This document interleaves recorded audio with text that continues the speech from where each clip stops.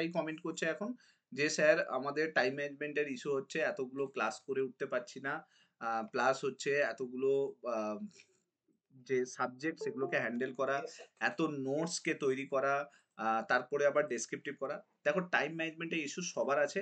এখন যেটা করতে হবে টাইম ম্যানেজমেন্টকে বেস্ট উপায় কি? যে ৩ টে দিন ডেসক্রিপটিভ হচ্ছে, তোমার মনে হচ্ছে যে ৩ টে দিন ডেসক্রিপটিভ তুমি করছো, সেই ৩ টে দিন ডেসক্রিপটিভ এ টাইম দাও। ঠিক আছে?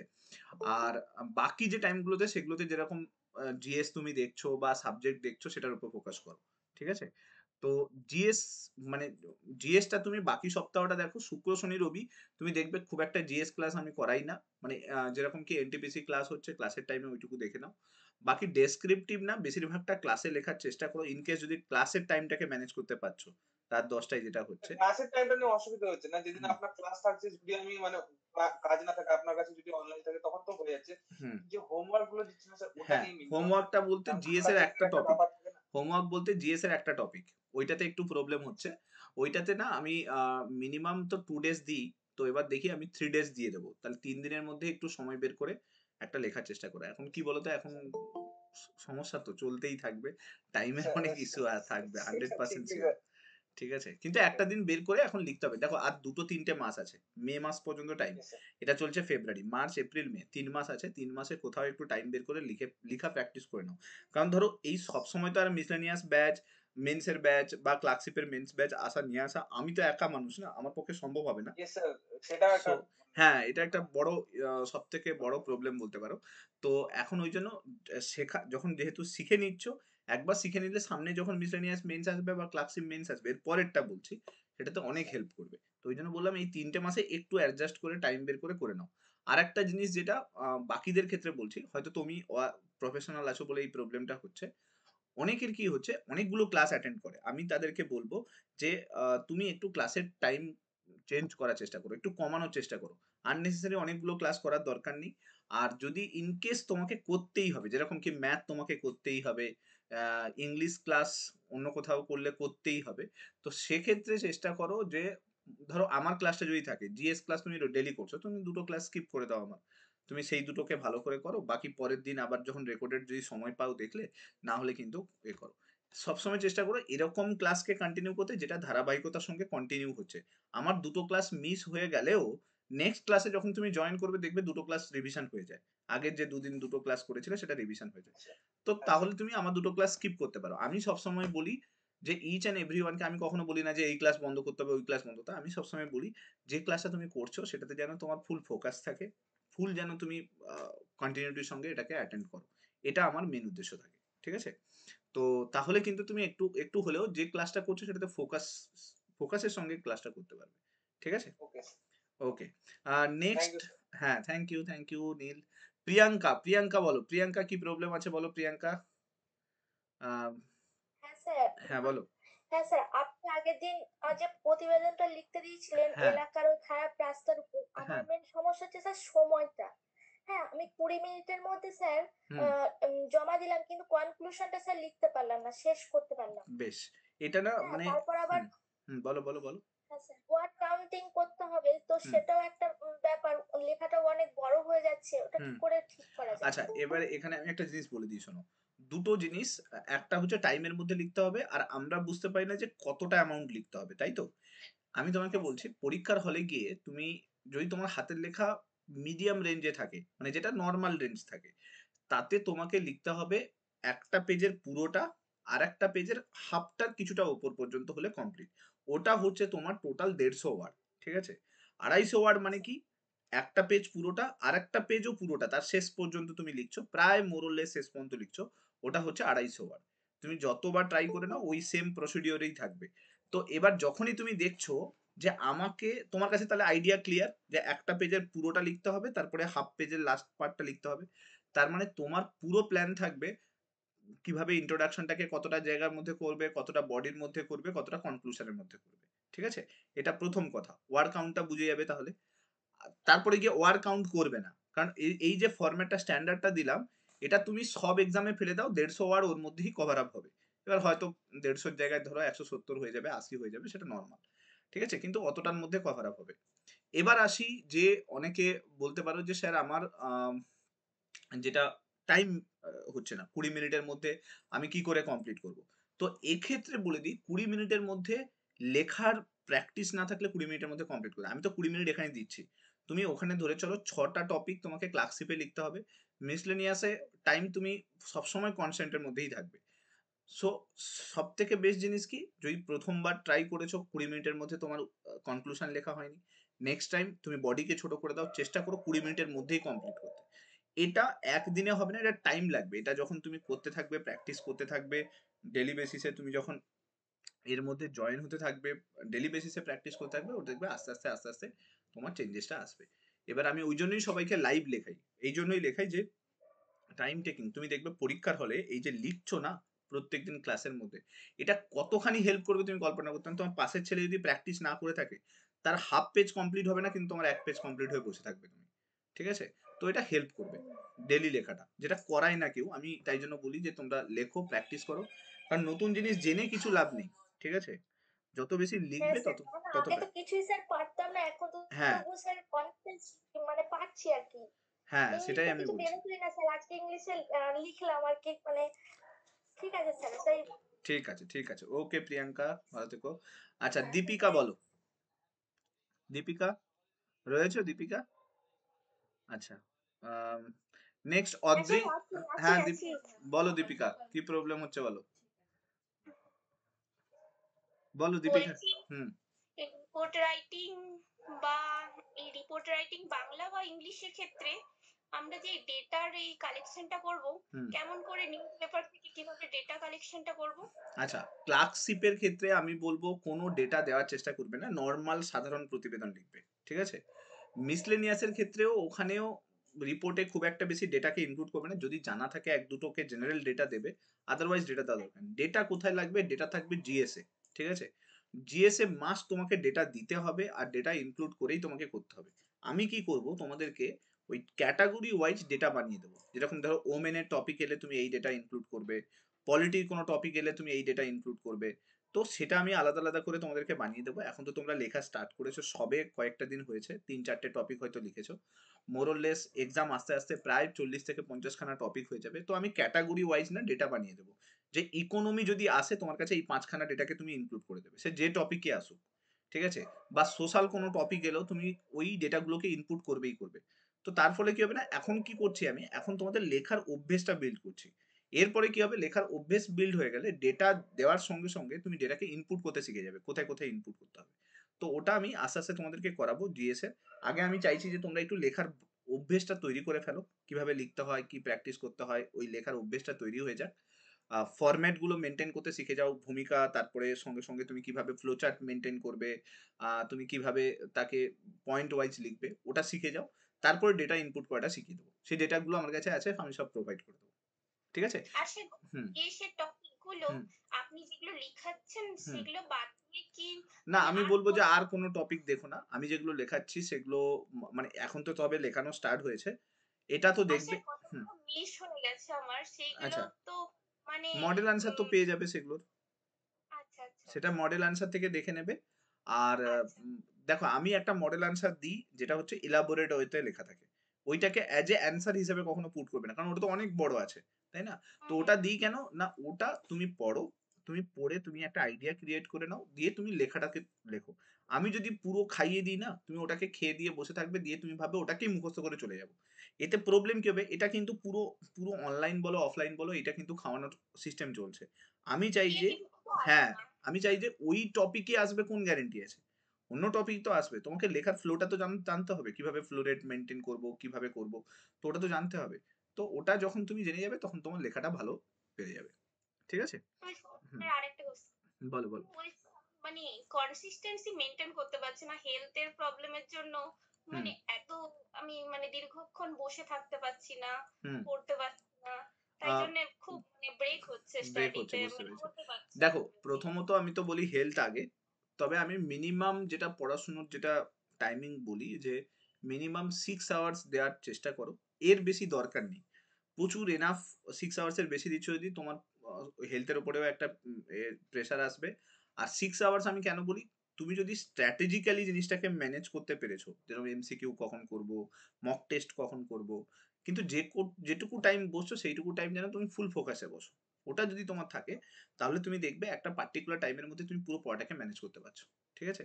কিন্তু অতিরিক্ত হেলথের ব্যাপার মানে যেরকম অনেকের ক্ষেত্রে দেখো আমার ক্ষেত্রে এটা হয় আমি দেখেছি যে আমি কাজের ক্ষেত্রে আমাকে প্রায় আমি বলছি 24 ঘন্টার মধ্যে 19 ঘন্টা আমাকে কনস্ট্যান্ট কানেক্টেড থাকতে হয়। ক্লাস বলো, নোটস বলো, কিভাবে আবার নতুন করে অ্যাপে বিল্ড হবে, সার্ভার কিভাবে ম্যানেজ হবে, এই সমস্ত করতে, করতে প্রায় 18-19 ঘন্টা আমার চলে যায়। পার্টিকুলারলি এই সমস্ত কাজে। প্লাস নিজের একটু নলেজ এগুলোকে ডেভেলপ করা। তো সেক্ষেত্রে কি হচ্ছে আমি এক্সট্রিম করছি। কেন করছি? যাতে ডেভেলপ করতে পারি। কিন্তু তোমার ক্ষেত্রে কি হচ্ছে তুমি পড়াশোনাটা করে নিয়েছো। এবার তুমি তাকে নতুন করে কিছু করতে পারবে না। তুমি আরো ওটাকে কমানোর চেষ্টা করবে। কিভাবে সিলেবাসটাকে কনসাইজ করা যায়, আরো কমানো যায়। আননেসেসারি নতুন জিনিসে যাওয়ার দরকার নেই। ঠিক আছে? যেটা আছে তোমার কাছে বেস্ট আছে সেটাকে কনসাইজ করা স্টার্ট করো। সেটাকে একটু ফ্লো চার্টে রিভিশন করলে এরকম করা স্টার্ট করো। তাহলে কিন্তু টাইমটা একটু কম যাবে। ওকে? ঠিক ঠিক আছে। আছে, থ্যাংক ওকে। হ্যাঁ, থ্যাংক ইউ। আচ্ছা শুভজিৎ বলো শুভজিৎ। শুভজিৎ মুখার্জি। হ্যাঁ স্যার, আছি স্যার। হ্যাঁ শুভজিৎ হ্যাঁ, বলো। হ্যাঁ বলছি যে স্যার ইয়ে হয়েছে ওই আমরা যে মিসলেনিয়াস মেন্স দেবো, হ্যাঁ, তো ওইটা স্যার কিভাবে পরীক্ষাটা দেবো বোঝা যাচ্ছে না, মানে কোনটা ইংরেজিতে লিখবো কোনটা বাংলায় লিখবো, এটা আচ্ছা। স্যার একদিন ক্লাসে আলোচনা করে দিলে ভালো। ক্লাসে না আমি এক্ষুনি বলেইছি। কোনটা ইংলিশে লিখবে দেখো তোমার যদি বেঙ্গলিতে তুমি কন্টিনিউ করছো তাহলে তোমাকে বেঙ্গলিতে জিএসও কন্টিনিউ করতে হবে। পুরোটা জিএস বাংলাতেই লিখতে হবে। আর যদি তুমি ইংলিশে কন্টিনিউ করছো তাহলে বাংলা টপিকটা বাংলায় লিখলে কিন্তু জিএসটা ইংলিশে লিখতে হবে। এই হচ্ছে গল্প। এবার কথা হচ্ছে যে ওই ওয়ান লাইনার গুলো কিতে লিখবো বা তোমার অ্যাব্রিভিয়েশন গুলো কিতে লিখবো। হ্যাঁ, দেখেছি। অ্যাব্রিভিয়েশনটা না তুমি চাইলে ইংলিশে করতে পারো ওটাতে, কারণ abbreviation is also described in English. ঠিক আছে? ওটাকে তুমি ডেসক্রিপটিভ ওয়েতে ইংলিশে লিখতে পারো পুরো ব্যাপারটাকে ফুল ফর্মে।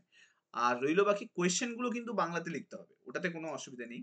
আচ্ছা অনেক সময় কি হয় যে লোকেরা বলে যে স্যার অ্যাব্রিভিয়েশনটা কি বাংলায় লেখা যাবে? বাংলায় লেখা যাবে, তাতেও কোনো অসুবিধা নেই, কেউ বারণ করেনি। চেষ্টা করবে যে অ্যাব্রিভিয়েশনে যেন স্পেলিং মিস্টেক মানে ভুল না হয়, বাস ওটুকুই। আর বাকি কোয়েশ্চেন কিন্তু তুমি যদি বাংলাতে চাও বাংলাতে লিখতে পারো, তুমি ইংলিশে চাও ইংলিশে লিখতে পারো, কিন্তু একটা যে কোনো ফলো করতে হবে। ঠিক আছে? আচ্ছা স্যার, যদি বাংলাতেই দিই তো হুম। সব বাংলাতে লেখা যাবে না, এই জিএসটা বাংলা? পুরো বাংলাতে লিখতে হবে। হ্যাঁ, পুরো তো বাংলাতেই লিখতে হবে তোমাকে। তুমি চাইলে অ্যাব্রিভিয়েশনটাকেও বাংলাতে লিখতে পারো। কিন্তু এরকম ভাবে অনেক সময় দেখি অনেকের কপি আমি চেক করেছি দেখেছি মানে ভূমিকাটা ভূমিকা লেখে না, তখন ইন্ট্রোডাকশন হিসেবে লেখে। ঠিক আছে? ওটা দেওয়া যাবে না। পয়েন্টও বাংলাতেই লিখতে হবে তোমাকে। বুঝতে পারলাম? মানে মানে অ্যাব্রিভিয়েশন ছাড়া সবকিছু বাংলাতে হ্যাঁ, লিখতে পারি? বাংলাতেই লিখতে হবে। যদি তুমি বাংলাতে করছো পুরোটাই বাংলাতে লিখতে হবে। ঠিক আছে? এটা হচ্ছে ব্যাপার। কিছু ওকে। কিছু যেগুলো হ্যাঁ। ইংলিশ টার্ম সেগুলো ইউজ করা যাবে। আমি কি বললাম যে তুমি চাইলে অ্যাব্রিভিয়েশন যদি ইংলিশে করছো পুরো ইংলিশে লিখলে, আর যদি বাংলাতে করছো তাহলে বাংলাতেই লিখলে। ধরো সেলের ফুল ফর্ম এলো, তো তুমি বাংলাতে steel authority of India limited বাংলাতে লিখলে। না অফটা ওটা বলছি না, ডেসক্রিপটিভ টপিকে বলছি। হ্যাঁ, মানে ওটা তুমি মাঝে মাঝে descriptive ইংলিশটা, হ্যাঁ ইংলিশটা আমি ইউজ করা যাবে, এরকম কিছু ব্যাপার নয়, ইংলিশটা আমি ইউজ করা যাবে। ঠিক আছে? ওটাতে কেউ মানে দেয়নি। বুঝতে পারলাম? আচ্ছা ওকে, মধুশ্রী বলো, মধুশ্রী কি প্রবলেম আছে বলো। স্যার, এই হুম। দীপিকা যে কথাটা বললো হুম। যে ডেটাটা দেওয়া যাবে কিনা সেই ব্যাপারে, যে হুম। আপনি দীপিকাকে বললেন যে কিছু কিছু প্রতিবেদন থাকে না যে ডেটাবেস, যেমন হুম। ধরুন অপরাজিতা বীজ হুম। সম্পর্কে হুম। লেখা, তারপরে যেমন আপনি দিয়েছিলেন জব ক্রাইসিস ইন ইন্ডিয়া, এটার হুম। হুম। উপরে লেখা। তো এগুলো তো ডেটাবেস, এখানে তো আমাদের ডেটা ইউজ করতেই হ্যাঁ, হবে, আমি তো ওটাই আমরা বললাম কি করবো? যে ওটাতে বললাম যে সাধারণ প্রতিবেদনে অনেক বেশি ডেটা দেবে না, মিনিমাম ডেটা দেবে। আচ্ছা। এবার সেই ডেটাটা যেটা আমি তোমাদেরকে পুট করে দেবো আলাদা আলাদা করে, যেমন ইকোনমিক হ্যাঁ। স্পেসিফিক যত ব্যাংকিং ডেটা আছে, আনএমপ্লয়মেন্ট ডেটা আছে, পোভার্টি ডেটা আছে, ওই ডেটাগুলো আমি সব হুম। করিয়ে দেবো। ওমেন রিলেটেড অনেক থাকে, social topic related, rape related অনেক ডেটা থাকে। যেরকম দেখো হুম। মহাকুম্ভ হচ্ছে, রিলিজিয়াস টপিকের উপর অনেক ডেটা আছে। সেই ডেটাগুলো আলাদা আলাদা করে বানিয়ে দেবো, যাতে এখন লেখাটা অভ্যেস করছো ওগুলোকে পুট করা শিখতে হবে। ওটা নয় যে এমনি কথা লিখতে লিখতে হঠাৎ করে তোমরা পুট করে দেবে এখনই যদি আমি ওইগুলোকে দিই। তো ওটা আমি করতে চাই না। আমি চাই যে তোমরা লেখার অভ্যেসটা তৈরি করো, লিখতে কিভাবে হবে সেটা শিখে যাও। তারপরে ডেটা পুট করাটা শেখালে ডেটা পুট করাটা করতে পারবে। তো ওটা আমি যখন দিয়ে দেবো তখন তোমরা আস্তে আস্তে পুট করাটা শিখে যাবে। ঠিক আছে? আচ্ছা, ওটাতে কোনো মানে ঠিক আছে। ওটা রকেট সায়েন্স নেই, ওটা ভালোভাবে পারবে কিন্তু তোমরা। স্যার বাংলায় তো হুম। তবু ঠিক আছে, ইংরেজিটা নিয়ে খুব সমস্যা হচ্ছে, সে প্রেসি রাইটিংই বলুন আর হ্যাঁ, ওটা মানে সবারই সমস্যা। ওটা ওটা শুধু ওটা শুধু বাংলাটা যেমন একটা আ চট করে ভাবনা আসছে, হুম। হুম। লেখা যাচ্ছে, কিন্তু সেটা ইংলিশের ক্ষেত্রে কিন্তু ইংলিশের ক্ষেত্রে হচ্ছে না, না। আমি তোমাকে বলি ইংলিশের ক্ষেত্রে সেন্টেন্স ফরমেশন শিখতে হবে। সেন্টেন্স যেমন ফরমেশন কি দেখুন যে আপনি বললেন না যে হুম ফ্লো ফ্লো ফ্লো মেনটেনের জন্য, হুম হুম যেমন প্রসঙ্গগত, হুম বলাই বাহুল্য, হুম এইগুলো কি ইংলিশে লিখবো কি করে? আহ, তখনই, না না তৎক্ষণাৎ, এই যে না ওগুলো জায়গাগুলো। ওগুলো ওগুলো ইংলিশে তুমি ওইভাবে লিখতে পারবে না। ইংলিশে কিন্তু না তুমি, আমি বলবো যে ওখানে কনজাংশন ইউজ করা হয় না ইংলিশের ক্ষেত্রে। না তুমি একটা হুম, সিম্পল ইভেন্টকে তুমি ডাইরেক্ট মেনশন করবে, ঠিক আছে, যেটা তুমি জানো। ধরো তুমি সামথিং, আমি বলছি যে তুমি বাংলাতে যেভাবে লিখছে, ইংলিশের ক্ষেত্রে সমস্যাটা কি হয়, আমরা ইংলিশের টোটাল ফ্লোটাকে বাংলাতে বাংলার মতো করে ফেলতে পারি না, ঠিক আছে। Translation problem. হ্যাঁ, ট্রান্সলেশনের প্রবলেম, যেটাকে আমি বললাম যে হুম, বাংলাতে যেটা ভাবছি সেটাকে ডাইরেক্টলি ওইভাবে ফ্লো করে ফেলতে পারি না, ঠিক আছে। এটা ইংলিশের হুম, সব থেকে বড় প্রবলেম। তো ইংলিশের ক্ষেত্রে তোমরা একটা জিনিস করবে, সেটা হলো কি, আগে সেন্টেন্স ফরমেশন শেখো। যাদের ইংলিশে প্রবলেম হচ্ছে আমি বলবো পাতি গ্রামার বই খুলে কিভাবে সেন্টেন্স ফরমেশন করতে হয়, বা ইউটিউবে গিয়ে সার্চ করো যদি সেন্টেন্স ফরমেশন, আমি বলবো যে অ্যাটলিস্ট 7 days সেন্টেন্স ফরমেশন শেখো, যে কিভাবে সেন্টেন্স ফরমেশন করতে হয়, ঠিক আছে। আমি ভাত খাই, সেটাকে সেন্টেন্স ফরমেশন কি করে করব সেটা শেখো। That is not a very bad thing যে আমি নতুন করে আবার ইংলিশ শিখবো। আমি তো বলবো যদি আমার সেন্টেন্স ফরমেশনে প্রবলেম হয়, তো আমি অ্যাজ এ ক্লাস 6 স্টুডেন্টের মতো গিয়ে নিচের থেকে করা স্টার্ট করবো। আর ওটা বেস্ট কেন বলছি, ডাব্লিউবিসিএস এর মেন্সে আমি বহু জনের সঙ্গে কানেক্টেড হয়েছি, প্রত্যেকে আমাকে একটা কথা বলেছে যে ইংলিশে একদম পাতি লিখে এসেও 80-90 করে নাম্বার পেয়েছে। আমি বলছি একদম পাতি লিখে এসেও, আর এভারেজ নাম্বার তুলতে গেলে একদম পাতি লিখে আসতে হবে, একদম জাস্ট নর্মাল সেন্টেন্সে লিখে আসতে হবে। এবারে বহু মরথি মহারথী থাকবে, তারা বলবে ইংলিশে এই লেভেলের ইংলিশ চাই, ওই লেভেলের ইংলিশ চাই। আমি বলবো একদম সিম্পল ইংলিশ দরকার, তুমি যেটা জানো ততটুকু তৈরি করো। আর চেষ্টা করো যে সেন্টেন্স ফরমেশনটাকে শিখে নিতে। এবার একটু চেষ্টা করো, ইউটিউবে বহু জিনিস পেয়ে যাবে, সেন্টেন্স ফরমেশন কি করে করতে হয় সেটা শিখে একটু প্র্যাকটিস করো, দেখবে হয়ে যাবে, ঠিক আছে। ঠিক আছে। আর আমি যদি হ্যাঁ, পারি তো সেরকম সেন্টেন্স ফরমেশন করে এরকম ভিডিও যেগুলো রয়েছে সেগুলোকে একটু সার্চ করে, ভালো ভালো ভিডিও সেগুলো প্রোভাইড করে দেবো, যাতে তুমি শিখে যেতে পারো, ঠিক আছে। ওকে, ঠিক ওকে আছে, থ্যাংক ওকে মধুশ্রী। শান্তনা, বলো শান্তনা। হ্যাঁ নমস্কার স্যার। হ্যাঁ হ্যাঁ, নমস্কার, বলো বলো বলো। প্রথমবার কথা হচ্ছে তোমার সঙ্গে না? হ্যাঁ, একদম প্রথমবার, কিন্তু আন একাডেমি থেকে আমি আপনার সাথে কথা বলছি, আচ্ছা মানে আচ্ছা, গ্রেট গ্রেট। চলো, অনেক বছরের হ্যাঁ, তাহলে সম্পর্ক তৈরি হয়ে গেছে, বলো। একদম। আমি প্রথমে যেটা বলতে চাইছি যে আমার জিএস তোলা শুধুমাত্র আপনার কারণে। আচ্ছা, শুধুমাত্র জিএসটা হয়ে আপনার গেছে, কারণে আমি জিএসটা জিএস হয়ে গেছে, একদম। বেশ গ্রেট। এটা ভালো জিনিস যে জিএসটা হ্যাঁ, ডেভেলপ হয়ে গেছে, বাকি দুটো নিয়ে একটু টেনশন, এই টেনশন গুলো আস্তে আস্তে যাতে চলে যায় সেটাই দেখা, তার জন্যই এত কষ্ট করা। হ্যাঁ, এবারে আসি মিসলেনিয়াস এর কথায়। হুম রাজ্য সরকারের উপরে কোনো ভরসা নেই। হুম এখনো মানে প্রিলিমস এরই রেজাল্ট বেরোলো না। হুম তবে মেন্স এর ডেট দিয়ে দিয়েছে। এটা হুম একটা ভালো ব্যাপার। হুম তো ডাক্তারবাবু যেটা বললো। হচ্ছে, হুম হুম হুম হ্যাঁ, বলো বলো বলো হ্যাঁ বলো স্যার, বলো। বলছি। বলছি যে জিএস ব্যাপারটা ঠিক আছে। এটা হুম আমরা, আপনি যেভাবে করাচ্ছেন আমরা পড়ছি বা ইউটিউব, গুগল দেখে আমরা কমপ্লিট করে নিতে পারছি। কিন্তু স্যার ইংলিশে সবাই যেটা বলছে, হুম আজকেই একটা রিপোর্ট লিখতে গিয়ে ১ ঘন্টা ধরে চুলোটার মতো অবস্থা। হুম হুম হুম। দেখো আমি ওইটাই ওইটাই বললাম, দেখো একটা জিনিস দেখো, এতদিন ধরে আমরা এমসিকিউ ফরম্যাটে পড়ে এসেছি, কিন্তু সেখানে আমরা ওই ডেসক্রিপটিভ লেখা লিখতে পারতাম না, একটা লাইন বেরোতো না। যবে থেকে আমরা ক্লাস জয়েন করেছি তারপরে আস্তে আস্তে যখন লিখছো, সেটা বেঙ্গলি হোক ইংলিশ হোক, কিছু হলেও লেখা বেরোচ্ছে, এরকম নয় যে লেখা বেরোচ্ছে না। আগের দিন দেখো প্রেসি যখন দিয়েছিলাম, প্রায় 60 থেকে 70 জনের কপি চেক করেছি আমি, যারা ইনস্ট্যান্ট ওই 10-15 মিনিট 20 মিনিট যেটা দিয়েছিলাম সেটা লিখে ফেলতে পেরেছে। কি জন্য লিখছে, কি জন্য পারছে এই জিনিসগুলো, একটা জিনিস দেখো, আমরা একটা অভ্যেসের মধ্যে ছিলাম না, আমরা নতুন একটা অভ্যেসের মধ্যে হুম, আস্তে আস্তে ইনক্লুড হচ্ছি। ইন ফিউচার গিয়ে হয়তো ইনক্লুড হতে হবে, হোপফুলি 2025-এর পর থেকে এভরিথিং ডেসক্রিপটিভ হতে স্টার্ট করবে। তো ইন ফিউচার গিয়ে আমরা সেগুলোতে কানেক্টেড হতে স্টার্ট করব। তো যেহেতু আমরা একটা মানে ফিউচারে গিয়ে আমাদেরকে সেই কাজটা করতে হবে, সো সেখানেও কি দরকার, সেখানে অভ্যেস দরকার। আজকে অভ্যেসটা তৈরি হয়েছে বলে বেঙ্গলিতেও আস্তে আস্তে ইম্প্রুভমেন্ট আসছে, ডেসক্রিপটিভ রাইটিংয়েও ইম্প্রুভমেন্ট আসছে, অ্যান্ড অলসো আমি বলবো যে ইংলিশের ক্ষেত্রেও সেম। ইংলিশে তো এক্সপার্ট আমি নই, যে ইংলিশ তোমাদেরকে আমি এক্ষুনি পড়িয়ে দিতে পারবো, সুন্দর করে বুঝিয়ে দিতে পারবো, লাইন ধরে ধরে করিয়ে দিতে পারবো।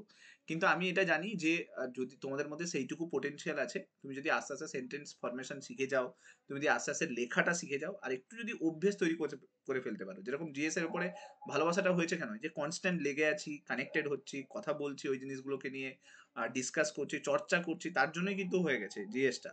আজকে ভয়টা চলে গেছে। ইংলিশের ক্ষেত্রেও সেম, একটু চর্চা করতে হবে, একটু কানেক্ট থাকতে হবে, সেন্টেন্স ফরমেশন শিখতে হবে। এটা যদি হয়ে যায় তাহলে দেখবে আস্তে আস্তে ইংলিশটা ইমপ্রুভ হয়ে যাবে। ঠিক আছে? এটা মানে এভরিথিং তুমি দেখো, এভরিথিং কিন্তু কানেক্টেড আছে, তুমি সাবজেক্টটাতে ইন্টারেস্টেড আছো কিনা।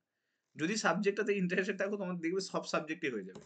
আর যখনই কোনো সাবজেক্ট দেখবে ইন্টারেস্টেড নেই, সেই সাবজেক্টটা দেখবে সেই রেলগাড়ির মতো, সেই মানে রেল চলতেই চায় না, সেই এগুলো হয় না, সেই কি বলে যেন, যে ট্রেনগুলো যায় যেগুলো মালগাড়িগুলো, তার মতো অবস্থা, একদম যেন চলতেই সত্যি চায় না। কথা বলতে ইংলিশও আমার সাবজেক্ট, ভালোবাসারই সাবজেক্ট ছিল। হ্যাঁ। কিন্তু আমি মাঝখানে একজন স্যারের কাছে ক্লার্কশিপের আগে হুম। ইংলিশ পড়তাম। এত ভারী ভারী মানে ওয়ার্ড দেখে আমার দেখে মনে হয় যে আমি ইংলিশে ভয় এখনো পেয়ে গেছো? কিছুই জানি না। আগে আচ্ছা, হ্যাঁ, আচ্ছা। ঘাবড়ে গেছি আর কনফিডেন্স লেভেল একেবারে যেন জিরো হয়ে গেছে। তো আবার মনে হয়েছে যে আমি যে জায়গায় ছিলাম ওই জায়গায় থাকলে বরঞ্চ বেটার হতো। এরকম একটা আমার মনে সিচুয়েশন হয় কি হয়ে জানো গেছে। তো, আমার মনে হয় যে দেখো বর্তমান সেম, পুরো সোসাইটি দেখো সেম ভাবে এগোচ্ছে। মনে হচ্ছে কোথাও যেন সবাই ভাবে যে আমরা একটু বেশি মডার্ন হয়ে গেছি, বেশি একটু নিজের মধ্যে যেন, মানে ওই যে ব্যাপারটা আছে না, যে মানে চলে আসছে, আমাদেরকে আরো নতুন ভাবে এক্সপ্লোর হতে হবে, যার জন্য আমরা বেসিক গুলোকে ভুলে যাচ্ছি। দেখো দুনিয়াও সেম ভাবে এগোচ্ছে। প্রথমে জিন্সে চলে গেল, তারপর আস্তে আস্তে জিন্স ফাটা স্টার্ট করেছে, এখন ফেটে ফেটে কোন জায়গায় যাবে তার ঠিক নেই, দেখবে লাস্ট পর্যন্ত সেম, দেখবে যেরকম ছিল আগে ঠিক সেম জায়গায় ফিরে আসবে। তো আমার মনে হয় যে একদম বেসিক জিনিসের উপর ফোকাস করো, একদম বেসিক থাকো, নর্মাল থাকো, সাধারণ থাকো। আর তুমি যত বড় বড় সেলিব্রিটিকে দেখে যাও, খুব নর্মাল ল্যাঙ্গুয়েজে ইংলিশে কথা বলে, কেউ বলে না যে ভেতরে এতগুলো জিনিসকে অ্যাড করে আহ, বলতে হবে। তো আমার মনে হয় যে আমি যেটা করব সেটাতে যেন কারেক্ট থাকে, তাতে কোনো ভারী ওয়ার্ড, এত কিছু গ্রামার, এত কিছু ভোকাবুলারি দিয়ে লেখার কোনো আমার প্রয়োজন নেই, আমার ওই এক্সপার্টিস হওয়ার প্রয়োজন নেই। চাকরি পেতে গেলে একদম পাতি হতে হবে, আমি সিম্পল কথা বলছি, একদম পাতি হয়ে যাও। পাতি হয়ে গেলে দেখবে হুম, তুমি চাকরি পেয়ে যাবে। যখনই তুমি প্রচুর ভাবে ডিমান্ড করতে থাকবে সবকিছুতে, আমি এটাতেও আরো বেটার হবো, এটাতেও আরো বেটার হবো, তখন দেখবে হয় না। তো আমার হ্যাঁ। মনে হয় পাতি হয়ে যাওয়া দরকার আছে, সব ক্ষেত্রেই বলছি, শুধু এটাতে নয়। ম্যাথ কি হবে? ম্যাথে তো প্র্যাকটিস করতে হবে। দেখো ম্যাথে অনেকের একটা প্রবলেম ছিল, কেউ আমাকে বলেছিল, আই থিঙ্ক মনে হয় অভিজিৎ বলেছিল, যে ম্যাথে স্যার আমি ওই ডেসক্রিপটিভ ম্যাথ কিভাবে লিখবো। দেখো ডেসক্রিপটিভ ম্যাথ আমরা কোথায় করতাম, 9-10-এ কিন্তু ডেসক্রিপটিভ ম্যাথ করতাম। আর আমি তোমাকে বলছি মিসলেনিয়াসের কোয়েশ্চেন যেটা 9-10-এর ডেসক্রিপটিভ মতো কিন্তু আসবে। ঠিক আছে? তো ওটা কি করো, যে কোনো একটা ভালো আহ, একটা 9-10-এর বই নিয়ে নাও, যেখানে ডেসক্রিপটিভ ম্যাথ করা আছে, এক্সাম্পল যেগুলো লেখা থাকে ওগুলো করা আছে, আমার হুম, মনে হয় ওইগুলো করা স্টার্ট করো, প্র্যাকটিস করা স্টার্ট করো, ওটা থেকে হয়ে যাবে। টেনশন নেওয়ার কিছু নেই। বাট ওই প্র্যাকটিস করতে হবে, লেখা প্র্যাকটিস করতে হবে। শর্ট ফর্মটা জানা আছে, কিন্তু ওটা লিখে লিখে কিভাবে করতে হয় ওটা জানতে হবে, কারণ ওই লেখার উপরেই নাম্বার থাকবে। ঠিক আছে? বাট ওটা করতে হবে। আচ্ছা। হুম। আর বলছি স্যার ম্যাথ তো গেল, একটা ভালো বই সাজেস্ট করুন না মিসলেনিয়াস এর ম্যাথে, জন্য। দেখো ম্যাথে তো মিসলেনিয়াসের জন্য তো ম্যাথে আমি বললাম না, ওই বাজারে যে বাজার চলতি যে টোটাল বইগুলো আছে, ম্যাথ মানে সমস্ত সাবজেক্ট। আমি বলবো দেখো বেঙ্গলি ইংলিশের ক্ষেত্রে তো আমি বলবো যে তুমি টপিক লেখা মানে ধরন তৈরি করো বেঙ্গলি ইংলিশের ক্ষেত্রে। ম্যাথের ক্ষেত্রে আমি জানি না ম্যাথে এরকম বই বেরিয়েছে কিনা, আমার এক্সাক্ট আইডিয়া নেই। তবে এখন তো প্রচুর পাবলিকেশন বই বেরোতে থাকে, কলেজ স্ট্রিটে গিয়ে কোথাও একটা যে কোনো বই নিয়ে নেবে। বাট সেরকম পাবলিকেশন খুব যে আহামরি কিছু দিয়ে দেবে, একটা বেসিক 9-10-এর বইতে যতটা সুন্দরভাবে মেনশন করেছে না ওই বইগুলো, বাজারে আমি বহু পাবলিকেশনের সঙ্গে আমার কানেক্ট আছে, মানে বহু জনের সঙ্গে আমার কথা হয় রিলেটেড টু বিভিন্ন বই তারা পাবলিকেশন করে। রিসেন্টলি আমার মন্ডল প্রকাশনীর সঙ্গে কার্তিক চন্দ্র মন্ডল যে আছে তার সঙ্গেও কথা হচ্ছিল। তো কালকে হয়তো মিট করতে যাব। তো ভেরিয়াস রিজনে এই পাবলিকেশনের সঙ্গে কথা হয়, প্রত্যেকের একটাই এম থাকে, এক্সাম আসছে, বইটা বিক্রি করতে হবে। তো বইটা বিক্রি করতে গেলে ইমিডিয়েটলি রিলিজ করতে হবে, আমি সত্যি কথা বলছি। তো ওরা না যা হোক করে মোটামুটি রিলিজ করার চক্করে থাকে, বিক্রি করার চক্করে থাকে। তো আমি বলবো যে বেসিকে ফিরে যাও, মানে 9-10-এর বই বাজারে পেয়ে যাবে। কলেজ স্ট্রিটে যাবে, 10-এর বই বলবে, যে যেখানে চ্যাপ্টারগুলো দেখবে প্রফিট লস আছে, পার্সেন্টেজ আছে, ইন্টারেস্ট আছে, চ্যাপ্টারগুলো দেখবে, বইটা খুলে দেখবে, কিভাবে মেনশন করা আছে দেখবে, যদি পছন্দ হয়ে যায় ওটাই তুলে নাও। কোনো প্রয়োজন নেই যে স্যার ওই ওরিয়েন্টাল পাবলিকেশন কেমন হবে? আছে, ওরিয়েন্টাল পাবলিকেশনেরও ভালো বই পেয়ে যাবে। বই কোনোদিন খারাপ হয় না, তো তবে ওরা কি তাড়াহুড়ো করতে গিয়ে অনেক সময় কোয়ালিটি কমিয়ে দেয়, কোয়ালিটিটাকে মেনটেন করে না, বাট ওভারঅল বই কিন্তু ভালোই হয়। ঠিক আছে, ওকে। আচ্ছা। আর আরেকটা কথা স্যার, ওই যে টাইমটা দিচ্ছেন না, একদিন মানে দেখা গেল একদিন কোথাও গিয়েছি, এসে আপনার টাইম শেষ আর জমা দিতে পারলাম না। এটা এটা হচ্ছে একটু হচ্ছে হ্যাঁ, সমস্যা। যেটা আমি তো 3 দিন করে টাইম দিচ্ছি এমনিতে জিএস পার্টটার জন্য, হ্যাঁ, হ্যাঁ, আর হ্যাঁ। ক্লাসে হ্যাঁ। বেঙ্গলি ইংলিশটা লেখাচ্ছি মোটামুটি। তাও আমি চেষ্টা করছি বেঙ্গলি ইংলিশটাও যাতে অফলাইনে তোমরা লিখতে পারো। তো এটা ওই আর কি ব্যাপার। এবার 3 দিন টাইম দেবো, 3 দিনের মধ্যে চেষ্টা করো যাতে লিখে নেওয়া যায়। আমি তো পিং করে দিই পয়েন্টটাকে যে যাতে লিখে ফেলতে পারো। আর এতজন পাঠাচ্ছে ওটা দেখে নিজেরও একটু নিজের মধ্যে একটু এ তৈরি করো যে হ্যাঁ আমিও লিখে জমা করে দিই কোনোভাবে। ঠিক আছে, সারাদিনে একটু টাইম বার করো আর কি, এই হচ্ছে ব্যাপার। ওকে, আর স্যার আরেকটা কোশ্চেন ছিল। হ্যাঁ, বলছি ওই বিহার রেলের যে শিক্ষক নিয়োগের ব্যাপারটা ছিল না, আচ্ছা, যে নোটিশটা এসছে, আচ্ছা, তো আচ্ছা। ওটা কি আমি মানে বিলাসপুর থেকে করতে চাই, ওটা কি সিটও বিলাসপুরেই পড়বে? মানে বাইরের স্টেটে আমি যদি আলাদা স্টেটের না করি, এখন মনে হয় আমার রেলের পরীক্ষা রেলের রেলের হোম জোন হয়ে গেছে, এক্সামটা হোম জোন হয়ে গেছে, মেন্সটা হয়তো বাইরের জন্য পড়তে পারে, কিন্তু হোম জোন হয়ে গেছে এক্সামটা। মানে আমি যদি অন্য কোনো করো স্টেট থেকে তাহলেও করি, স্টেট তাও কি থেকে আমার? নিজের স্টেটেই পড়বে, মানে প্রিলিটা পড়বে আশা করছি, আমি জানি না যে ওরা অনেক সময় করে দেয় সিট না পেলে ট্রান্সফার করে দেয়, পাশাপাশি সিটে করে দেয় কোথাও, বাট করে দেয় ম্যাক্সিমাম হুম। ক্ষেত্রে। ঠিক আছে, ওকে। আরেকজন কি বলছে, চলো তাহলে সান্তনা, থ্যাংক ইউ, থ্যাংক ইউ হ্যাঁ, কানেক্ট হওয়ার ঠিক জন্য। আছে, গুড নাইট আচ্ছা, স্যার। Good night. হ্যাঁ। ওকে, নেক্সট হচ্ছে আহ, মৃণালিনী। মৃণালিনী আছো মৃণালিনী? আচ্ছা, বেশ, মনে হয় নেই। আচ্ছা, সৌমেন বলো, সৌমেন আছো মৃণালিনী? হ্যাঁ, বলো বলো বলো। একটা খবরই, ওটা আমার একটা নাম লেখা আছে। আচ্ছা আচ্ছা, সবরি বলো, সবরি। ওকে, হ্যাঁ, লেখাগুলো কি দেখছেন কি হচ্ছে? কি হয়েছে? বলছি লেখাগুলো কি দেখছেন হ্যাঁ, কিরকম হচ্ছে? লেখাগুলো ঠিক আছে, লেখাগুলো ঠিক আছে, তোমার ঠিক আছে। ইমপ্রুভমেন্টটা হচ্ছে আগের থেকে, আমার মনে হয় যে ভালো হবে আস্তে আস্তে, ইমপ্রুভমেন্ট আসবে। ঠিক এবার আছে, একটু ভয় লাগছে, তো যেটা এখন লিখতে দিয়েছেন ওটা ভয় লিখিনি। ভয়ে একটু লিখনি যে না, লেখো, খারাপ লেখার জন্য তো আমি আছি, পড়ার জন্য। ঠিক আছে, গান লিখে দাও পারলে। একটু পড়ছি, তারপর লিখে পাঠাবো। হ্যাঁ, আর লিখে দাও। যেটা হুম। মেন যেটা কথা এখন বলবো যে স্যার প্রচুর স্ট্রেস লাগছে, এখন প্রচুর স্ট্রেস লাগছে, কি করবো? দেখো, স্ট্রেস তো সবার লাগছে। তোমারও লাগছে, আমারও লাগছে, ইচ এন্ড এভরিওয়ান এখানে যারা আছে সবাই স্ট্রেসফুল সিচুয়েশনের মধ্যে যাচ্ছে। আমার মনে হয় না, দেখো আমাদের না, মানে স্ট্রেস কখন হয় বলো, সিম্পল, আমি যদি ভাবি যে কোনো একটা জিনিস নিয়ে যখন আমি চিন্তা করি তখনই স্ট্রেস হয়। আলটিমেটলি কোনো একটা জিনিস যেটা ফিউচারে কোনো কি হবে, বা এই মুহূর্তে দাঁড়িয়ে কি সিচুয়েশনের মধ্যে পড়বো, দেখবে এইগুলো নিয়ে প্রচুর স্ট্রেস হয়। বিশ্বরূপ রেকর্ডিং থাকবে, পেয়ে যাবে। তো প্রচুর স্ট্রেস হয়। নাও আমি একটা জিনিস বলছি শোনো, আমাদের লাইফে কি কিছু নতুন করে চাওয়া পাওয়ার কিছু আছে? আমাদের লাইফে মানে চাওয়া পাওয়া বলতে আমাদের লাইফে নতুন করে ফিরে যাওয়ার মতো কিছু আছে কি? আমি সবসময় থিঙ্ক করি কি, যদি আমি এই প্ল্যাটফর্মটা চুজ করেছি, মানে ধরো আমি গভর্নমেন্ট জবের প্রিপারেশন স্টার্ট করেছি, তো আমার লাইফের মেন এম থাকবে ভাই এই এক্সামের জন্য রেডি হওয়া। ঠিক আছে, 1 নম্বর। 2 নম্বর হচ্ছে এই এক্সামের জন্য যখন রেডি হচ্ছে আমার ব্যাক করে ফিরে যাওয়ার মতো কোনো কিছু সিচুয়েশন আছে কি?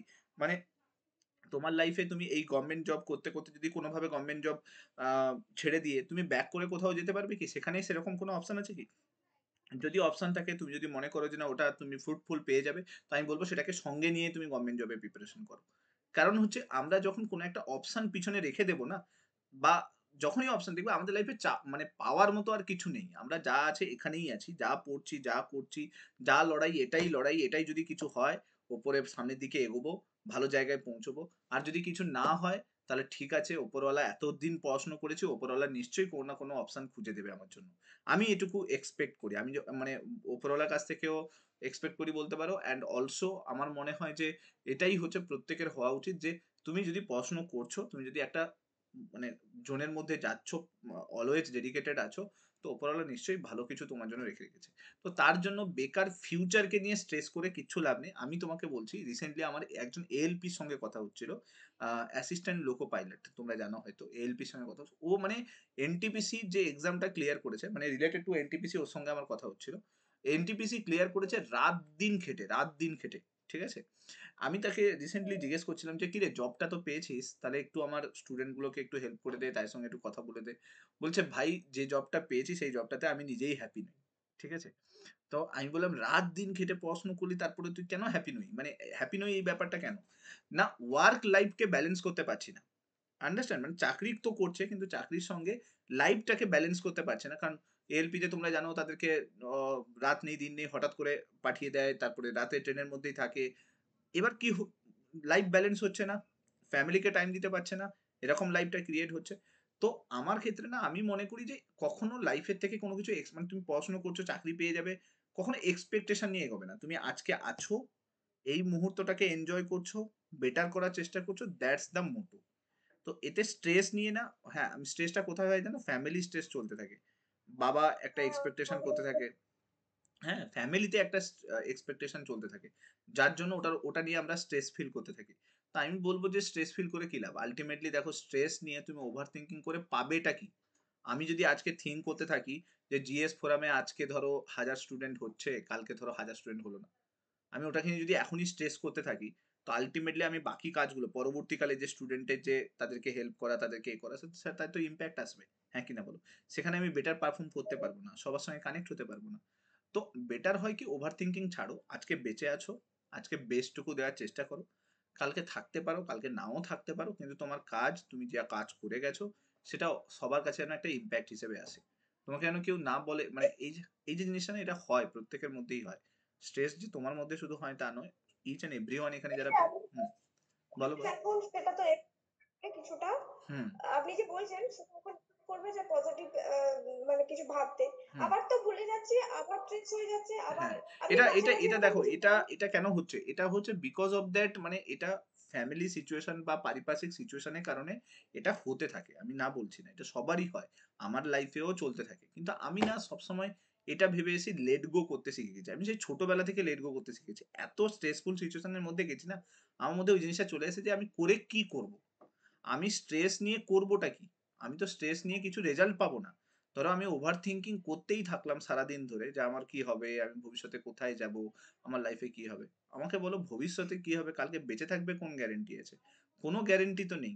তো স্ট্রেস নিয়ে করবোটা কি? বরং যেটা আছে, যে যাই আছে যেভাবে আছে তাতেই খুশি থাকি এবং তাতেই বেস্ট কিছু করার চেষ্টা করি। দ্যাটস দ্য মোটো। আমি সবসময় এটাই থিঙ্ক করি। এবার ওইটাকে তুমি যদি একটু থিঙ্ক করো, যখনই তোমার স্ট্রেস হবে না তুমি ওটাই থিঙ্ক করো যে আল্টিমেটলি কি চাই, মানে জীবনের আল্টিমেট এটা এমটা কি, যে আমি যদি হ্যাঁ আমি যদি স্ট্রেস নিয়ে নিই, তাহলে কি আমি এখন স্ট্রেস করে কি কিছু পেয়ে যেতে পারবো?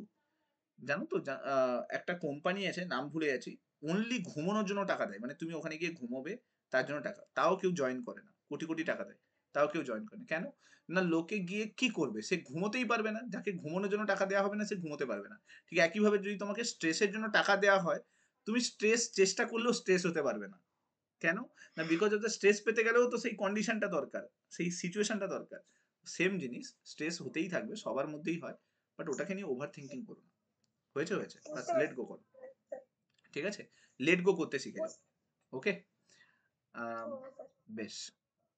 এরপরে বলো, সৌমেন বলো, সোমেন বলো। সোমেন, শুনতে পাচ্ছ সোমেন? তো স্ট্রেসের মধ্যে যারা গেছো, বাস লেট গো করো, যা হচ্ছে হচ্ছে, যা হবে দেখা যাবে, উপরওয়ালা আছে বাঁচিয়ে দেবে, এরকম একটা ব্যাপার। বলো সোমেন বলো। আচ্ছা আচ্ছা আচ্ছা, শুনতে পাচ্ছেন? হ্যাঁ শুনতে পাচ্ছি, বলো। স্যার আমি ছাতুই বলছি। হ্যাঁ বলো বলো ছাটুই। হ্যাঁ, বলছি স্যার, আপনার তো কারেন্ট অ্যাফেয়ার্স ক্লাসের সঙ্গে আমি কানেক্টেড আছি। আচ্ছা। আমার স্যার প্রবলেম হচ্ছে লেখার সময় কনসেন্ট্রেশন খুব একটা করতে পারছি না, মানে জানি না আমি কেন। হুম আগেও আমি গতবারে ক্লার্কশিপে আমি স্যার পড়েছিলাম, হুম আপনার মেন্স পর্যন্ত গিয়েছিলাম। হুম হ্যাঁ, সেখানে লেখালেখি অনেক করেছিলাম, হুম কিন্তু এইবারে কেন বুঝতে পারছি না, আমি বসে পড়তেই পারি না। ঘরে অত টাইমও থাকে, হুম অফিসেও টাইম পাই কিছুটা করার হুম জন্য, হুম কিন্তু সেইভাবে হয়েও।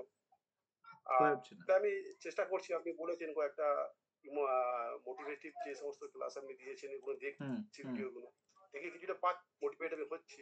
হুম তো একটা সমস্যা হচ্ছে স্যার, ওই হুম আপনার যে ধরুন অ্যাব্রিভিয়েশন বলুন বা ধরুন বাগধারা বলুন, হুম এগুলো স্যার পড়তে ভালো লাগবে না। ওটা হুম যদি স্যার আপনি ক্লাসে একটু স্যার প্রথমে যখন স্টার্টিং হবে তখন যদি 10 মিনিট একটু রিভিশন করান, আমার মনে হয় হুম একটু ভালো হয়। আচ্ছা, আমি একটা জিনিস বলে দিই, যেগুলো ছোট ছোট পার্ট আছে না, যেরকম ধরো মিসলেনিয়াসে ওয়ান লাইনার আছে, অ্যাব্রিভিয়েশন আছে, তোমার সার্থক বাক্য আছে, তারপরে অশুদ্ধি সংশোধন আছে, এইগুলো নিয়ে টেনশন করার দরকার নেই, কারণ এইগুলো আলটিমেটলি কিছুদিন পরে এত রিভিশন হবে যে তোমার ওগুলো মনে থেকে যাবে। জিএস কারেন্ট অ্যাফেয়ার্সের এত ইনফরমেশন যদি মাথায় রাখতে পেরেছো, তো এইগুলো কোনো ব্যাপার নয়, ঠিক আছে? এগুলো জল ভাত, এগুলো তুমি মাথায় এমনিতেই রাখতে পারবে। কিছুদিন পরে এত রিভিশন হবে, ওগুলো আলটিমেটলি ওগুলো তোমার 100% জানো যে ওগুলো মাথায় থেকে যাবে। আমি বলবো যেটা তোমার সব থেকে বিগেস্ট প্রবলেম হচ্ছে সেটা হচ্ছে লেখা, লেখা নিয়ে প্রবলেম হচ্ছে। ওটা না অভ্যেস তৈরি করো, ওটা অভ্যেস তৈরি করা খুব দরকার। কারণ যদি তোমার লেখার অভ্যেস না তৈরি হচ্ছে, তুমি দেখো যে বাকিরা কিন্তু লিখছে, তোমাকে এটা মাথায় রাখতে হবে যদি আমাকে পেতে হয় এদেরকে বিট করতে হবে। যারা লিখছে তারা যদি একদিন চেষ্টা করছে, তার মানে 100% শিওর তো যে তারা চেষ্টা করছে। এইটা আমি সবার জন্য বলছি। তার মানে তোমাকে সে 1% হলেও তোমার থেকে এগিয়ে থাকবে, 1% হলেও। সে যদি ওই টপিকটা লেখে আর তুমি যদি ওই টপিকটা না লেখো, আমি তোমাকে বলছি 1% হলেও সে তোমার থেকে এগিয়ে থাকবে এখনকার কম্পিটিটিভ মার্কেটে। তো তোমার মাইন্ডটা যেন ওইভাবে কাজ করে যে যদি আমাকে ওকে বিট করতে হয় তাহলে আমাকেও লিখতে হবে, না লিখলে হবেই না। এবার তুমি প্রথম না লিখতে তোমার ইচ্ছেই হবে না, একটা লেখা বেরোবে না। আমি তো বলবো কারু 10 জন লিখে পাঠাবে, তুমি 10 জনের কপি পড়ো, যতটুকু পারো 10 জনের কপি পড়ে যেটাই সারাংশ খুঁজে পাচ্ছ একবার পড়ে নিজের ভাষায় লেখো। প্রথম দিনের লেখাটা একদম জঘন্য হবে, ঠিক আছে? এখানে যারা লিখছে আমি তাদেরকেও, তারা হয়তো জানে, ফার্স্ট লেখাটা আমি সবসময় বলেছি যে লেখাগুলো লিখছো একবার চেক করে রাখবে।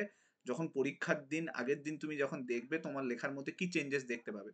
ফার্স্ট লেখা একদম জঘন্য হবে, কিন্তু যখন তুমি লিখতে লিখতে লিখতে লিখতে একটা ক্যাটাগরিতে যাবে, একটা ফরম্যাট শিখে যাবে, তখন দেখবে চিন্তা করার আগেই লেখা বেরোচ্ছে এবং সেই লেখা বেস্ট লেখা বেরোবে। এই জন্যই বলি, কারণ হচ্ছে শুরুতে কারোরই অভ্যাস নেই, আমারও অভ্যাস, আমাকেও লিখতে দিলে আমি লিখতে পারবো না। কিন্তু 10 জন মিলে যদি লেখে তখন আমার মধ্যে কম্পিটিটিভ নেচার তৈরি হবে যে ও লিখছে আমাকেও লিখতে হবে, আমি কি কেন পিছিয়ে থেকে যাবো, ঠিক কি না? যখন কম্পিটিশনে নেমেছি, কালকে আমি বেঁচে থাকবো কোনো গ্যারেন্টি নেই, যখন বাকিরা সবাই দৌড়চ্ছে তো আমিও দৌড়ই, তাদেরকে বিট করার চেষ্টা করি, এটাই তো আমার এম হওয়া উচিত, তাই না? তো ওইটা কিন্তু তৈরি করো, বাট লেখাটা স্টার্ট করো, লিখলে প্র্যাকটিস করলে হয়ে যাবে। আমি মনে করি যে হয়ে যাবে। এত জিনিস করতে পারছো আর এগুলো করতে পারবে না, এগুলো তো জলভাত টাইপের, ঠিক না? চলো, ওকে, লিখতে পারবে নেক্সট টাইম থেকে। চলো লিখবে কিন্তু। ওকে, শুভম বলো, শুভম কি প্রবলেম হচ্ছে বলো। Good evening sir. Good evening, বলো। তোমার আগে প্রথমে বলো যে তোমার ওই কাঁধের ব্যথা, এগুলো যে স্পন্ডিলাইটিস এর প্রবলেম ঠিক হয়েছে? ওটা স্যার চলছে যতদিন নাকি? আছি ওটা থাকবে, ওটা চাপ অনগোয়িং নিয়ে লাভ, প্রবলেম? হ্যাঁ, বলো। চাপ নিয়ে লাভ নাই। আচ্ছা। এটা বলছিলাম স্যার যে কোনো টপিক লিখতে গেলে হুম যখন দিচ্ছেন মানে মানে বিশাল কিছু ভেবে নিচ্ছি কিন্তু লিখতে পারছি না। হুম তো অনেকের খাতাগুলো দেখছি যে প্রচুর লিখতেছে, এবার ওদের খাতাগুলো লেখার দেখা নিজে লিখতে যাচ্ছি, লেখা আর বেরোচ্ছে না স্যার, আচ্ছা, অনেক কষ্টে। হ্যাঁ, এটা এটা হচ্ছে, এটা অনেকেরই হয়। আমি একটা বলছি শোনো, ফরম্যাটস মানে মাথায় নিয়ে আসবে কি করে। তুমি না যে কোনো টপিক পেলে, ধরো কোনো টপিক পেয়েছো, তো আমরা কি টপিক, ধরো তোমাকে একটা ঘটনা বলে দিল যে সামনে একটা বাস অ্যাক্সিডেন্ট হয়েছে, ঠিক আছে? তো তুমি কিভাবে ওটাকে থিঙ্ক করবে যে বাস অ্যাক্সিডেন্টটা কোথায় হয়েছে, কেন বাস অ্যাক্সিডেন্টটা হলো, কি কারণে হলো, এটা তুমি জানলে। তারপরে এই বাস অ্যাক্সিডেন্টে ইম্প্যাক্ট কি আছে, এটা তুমি থিঙ্ক করবে। সবাইকে তো এটাই জিজ্ঞেস করবে যদি পুরো ঘটনাটা সম্বন্ধে তোমাকে জানতে হয়, যে ইম্প্যাক্ট কি হয়েছে বলো। আর তারপরে তুমি ইম্প্যাক্ট জানার পরে তুমি এটা বলবে সরকার এগুলো স্টেপ নিচ্ছে না। দেখবে ট্রেনে বাসে সবাই মিলে এগুলো নিয়ে আলোচনা করতে থাকে, তো সরকার এগুলো স্টেপ নিচ্ছে, রাস্তাটাকে ঠিক করতে পারছে না, ঠিক করে ট্রাফিকটাকে ইনক্লুড করতে পারছে না। তো এই যে জিনিসটা না, এই ফরম্যাটটা যেন তোমার মাথায় থাকে যে কি, কেন, কি জন্য হলো, তার ইম্প্যাক্ট কি এলো, সরকার কি স্টেপ নিচ্ছে, আর পরবর্তীকালে ভবিষ্যতে নতুন করে কি করা যেতে পারে। যখন এই ফরম্যাটটা মাথায় রেখে দেবে, তুমি সেগুলোকে শুধু ফরম্যাটে ফেলতে থাকো। ঘটনাটা কি? রাশিয়া ইউক্রেনের যুদ্ধ। ঘটনাটা কি, কি ঘটনা ঘটেছে, কেন রাশিয়া ইউক্রেনের যুদ্ধ হচ্ছে, রাশিয়া ইউক্রেনের যুদ্ধের কারণে কি কি ইম্প্যাক্ট আসছে, ভারতের জন্য কতটা কি খারাপ আসছে, আর কি পরবর্তীকালে চেঞ্জেস আসতে পারে। যখনই কোনো ঘটনা পড়ে যাবে বা যখনই কোনো জিএস এর টপিক দেবে, তুমি জাস্ট এই কি, কেন, কেন, কোথায়, কি জন্য, কি ইম্প্যাক্ট আসছে, এগুলোকে থিঙ্ক করবে। যখনই মাথায় ওটা সেজে যাবে, বাস ওইটাকে ফরম্যাট আকারে লিখতে থাকো, আর কিচ্ছু দরকার নেই, ঠিক আছে? তাহলে কিন্তু লেখার ফরম্যাটটা তাড়াতাড়ি বেরোবে। আচ্ছা, আর ম্যাথ ডেসক্রিপটিভ এর জন্য হচ্ছে 9 10 এর বইটাই ফলো করব। 9 10 এর বই, আমি বলবো যে অন্য কোনো বই না ফলো করে 9 10 এর পাতি 9 10 এর বই ফলো করো, কারণ প্রত্যেকটা ম্যাথ তুমি পারবে। প্রবলেম এটাই হবে যে ম্যাথকে ডেসক্রিপটিভ আকারে লিখে আসতে পারবে না। এত পাতি পাতি ম্যাথ দেয়, তুমি 2019 এর যে 2019 কেন 2019 এর আগে লাস্ট 10 বছরে ম্যাথের কোয়েশ্চেন দেখে নাও। এত পাতি পাতি ম্যাথ দেয় যেগুলোকে তুমি এক লাইনে করতে পারবে, কিন্তু ওই এক লাইনে লিখে দিয়ে এলে নাম্বার পাবে না, ঠিক আছে? ওটাকে তোমাকে ডেসক্রিপটিভ ওয়েতে লিখে আসতে হবে, এক কথায় প্রকাশের মতো, ঠিক আছে? আর স্যার মাঝে মধ্যে কনসিস্টেন্সিটা ব্রেক হয়, এটাই বড় প্রবলেম। মানে 3 4 দিন অঙ্ক করলাম, হুম, তারপরে আচ্ছা অঙ্ক আর ভাল করবো লাগছে না। ভুলে 100 সপ্তাহ নয়, ১ আচ্ছা। সপ্তাহ নয়, ২ সপ্তাহ নয়, হাওয়া হয়ে গেছে। হ্যাঁ, এইটা সবারই হয়। মানে এটা একজনের নয়, তোমার প্রবলেম শুধু নয়। যারা অতিরিক্ত অন্য সাবজেক্ট গুলোতে কানেক্টেড আছে তাদের প্রবলেম এটা।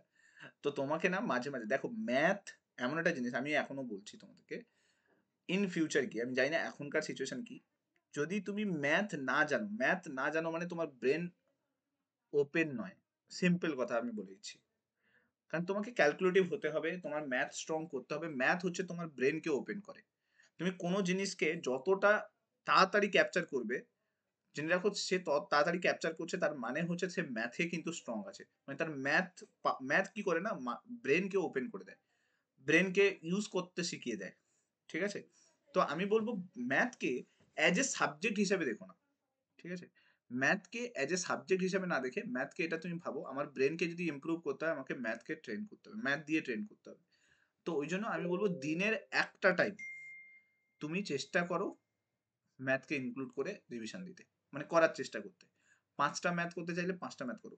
আমি এক্ষেত্রে বলবো অনেকের আছে চ্যাপ্টার ধরে ধরে, আমি তো বলবো যে আর এস আগরওয়ালের যেগুলো এক্সাম্পল আছে না সেগুলোকেই প্র্যাকটিস করো।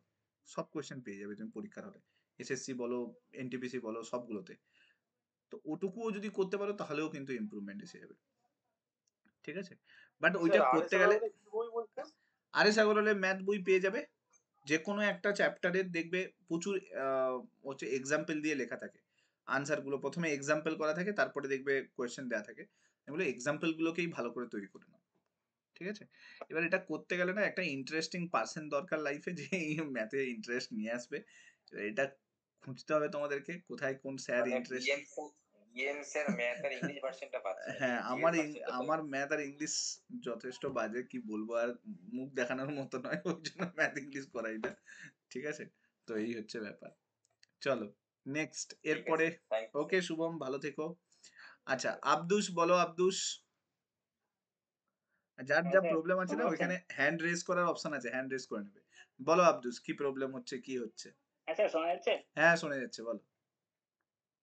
স্যার একটু আগে শুভম যেটা বলছিল সেই প্রবলেমটাই সেম, যে জিএস পড়ে পড়ে আপনার আওয়াজগুলো কানের মধ্যে এমন ভাবে সেট হয়ে গেছে যে জিএস আপনি যা বলেন সব মাথাতে মোটামুটি থেকে যায়। কিন্তু ম্যাথ তো ক্লাস 10th লেভেলে মোটামুটি ভালোই করতাম, খারাপ করতাম না। কিন্তু এখন প্রবলেম হচ্ছে যে ম্যাথ আর করতে মানে ভালো লাগছে না। ইন্টারেস্টই যাচ্ছে না। এটা একটা মানে প্রবলেম সেই রকম হচ্ছে। ম্যাথের প্রতি ম্যাথে ভালোবাসা চেষ্টা জাগাতে করো না জাগছেই না। ইউটিউবে কোনো স্যার বা অনলাইন বা অফলাইন তো পাবে না, অনলাইনে কোনো স্যার যে ম্যাথ করাচ্ছে তোমার ভালো লাগছে এরকম কাউকে অ্যাটলিস্ট যদি পেয়ে যাও, আমি বলবো তার কাছে ম্যাথ করতে স্টার্ট করো। আর যদি না পাচ্ছ তাহলে মানে দেখো একটা টিচার না শুধু গাইড করে না, আমি বলবো যে একটা টিচার তোমাকে ইন্টারেস্ট জাগায় সাবজেক্টে, তোমাকে বুঝতে শেখায়, তোমাকে কানেক্ট করায়। তো আমার মনে হয় যে টিচারকে অ্যাজ এ পার্সন হিসাবে, মানে যে সে শেখাবে শুধু সেটা নয়, এরকম কোনো টিচারকে খোঁজো যে তোমাকে একটু কানেক্ট করাবে, সাবজেক্টের সঙ্গে কানেক্ট করাবে। মানে হয় না একটা কানেক্ট করায়, গার্লফ্রেন্ডের মতো কানেক্ট করিয়ে দেয়, দেখে তারপর ছাড়তে ইচ্ছে করে না ওই হ্যাঁ স্যার, ম্যাথ। মানে যখন করছি তখন মনে হচ্ছে যেন হ্যাঁ রসকসহীন একটা ম্যাথ, মানে পুরো নাই।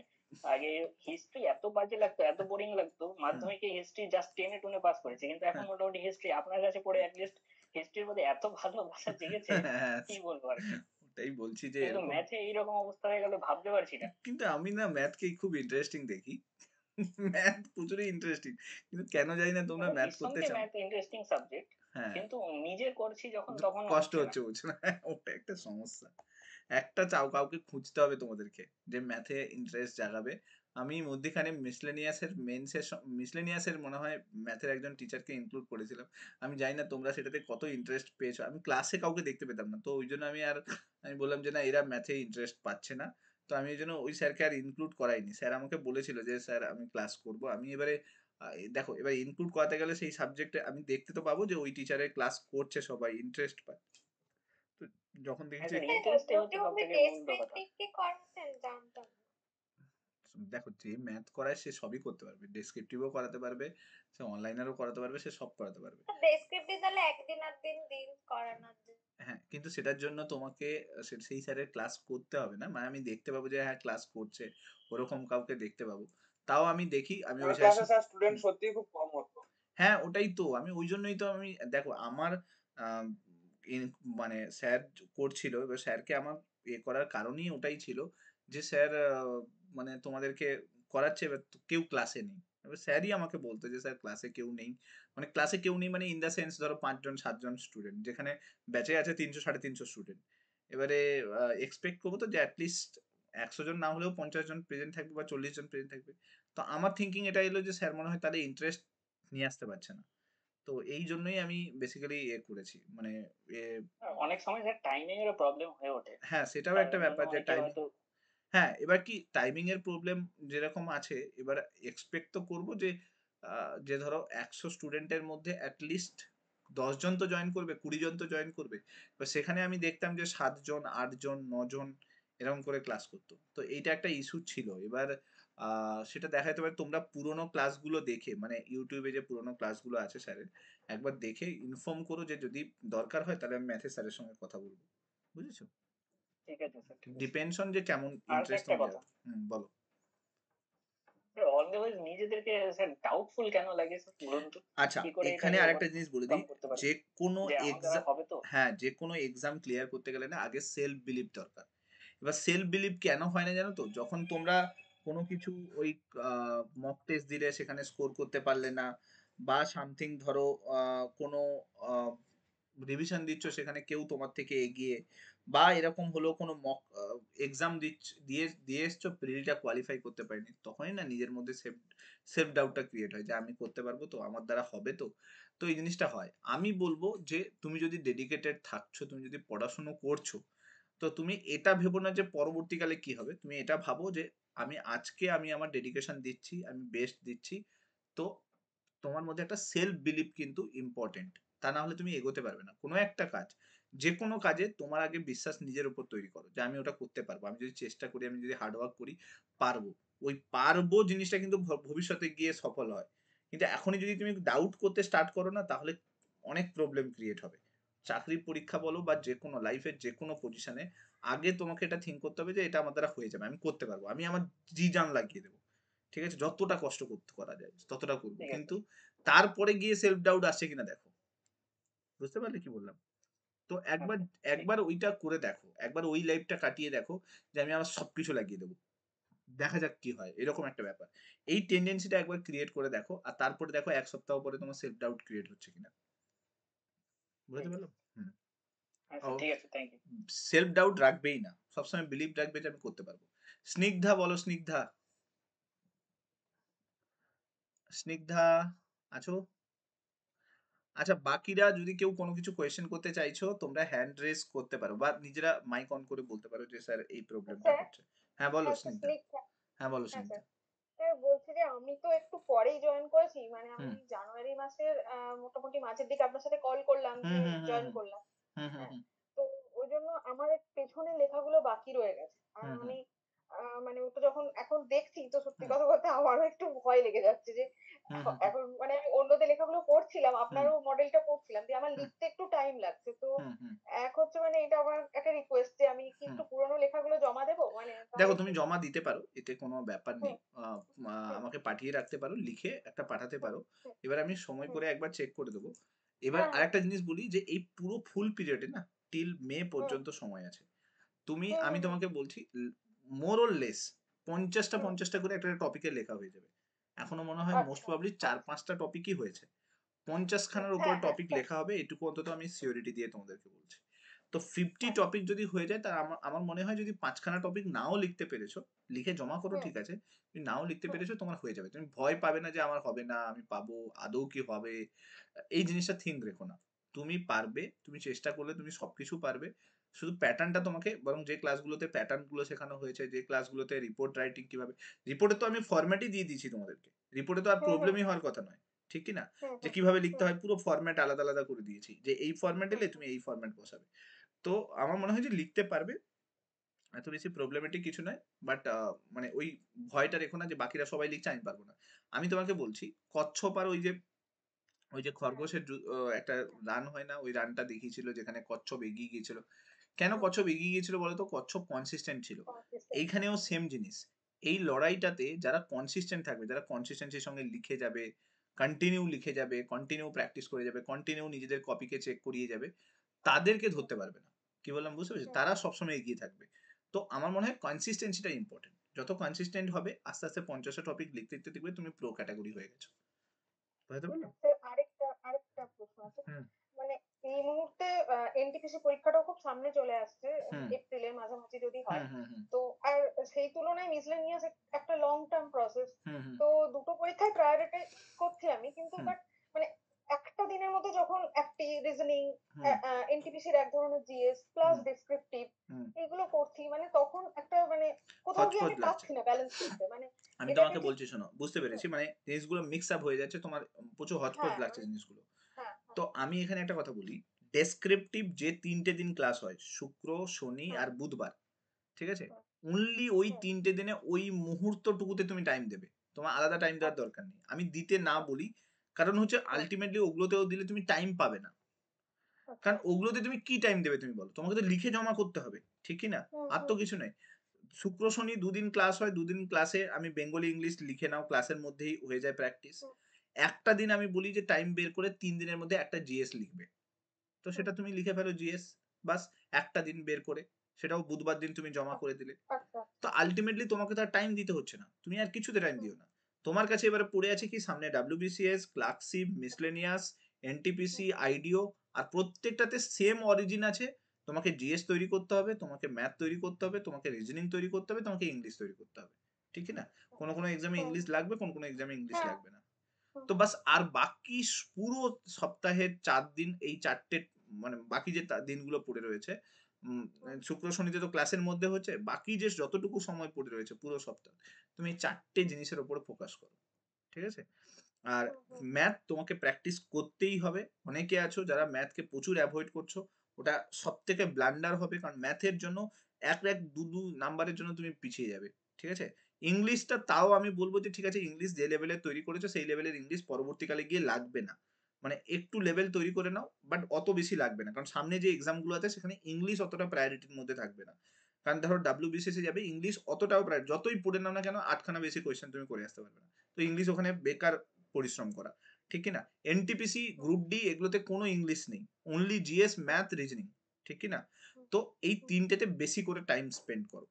আর ইংলিশের ক্ষেত্রে যদি পারো সেন্টেন্স ফরমেশন শেখো, কারণ সেটা মেন্সে লাগবে।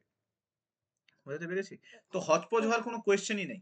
আমি যখনই তোমাকে 10টার সময় ক্লাসে বলছি বাংলা ইংলিশ লেখো, খারাপ হোক, বাজে হোক, জঘন্য হোক, তুমি লেখো, তার জন্য আমি আছি পড়ার জন্য, ঠিক আছে? ওটাকে পড়ে আমি উদ্ধার করব। সে ওই টাইমটুকু 1 ঘন্টা প্রত্যেকদিন, তাহলে শুক্রবার দিন 1 ঘন্টা, শনিবার দিন 1 ঘন্টা, বুধবার দিন 1 ঘন্টা, ঠিক আছে? আর এই 1 ঘন্টা বের করে লিখতে হবে বুধবারের জিএস টপিকটা। তার মানে তোমার সারা সপ্তাহের 4 ঘন্টা টাইম যাচ্ছে কিসের জন্য? মিসলেনিয়াসের জন্য এবং ক্লার্কশিপের জন্য।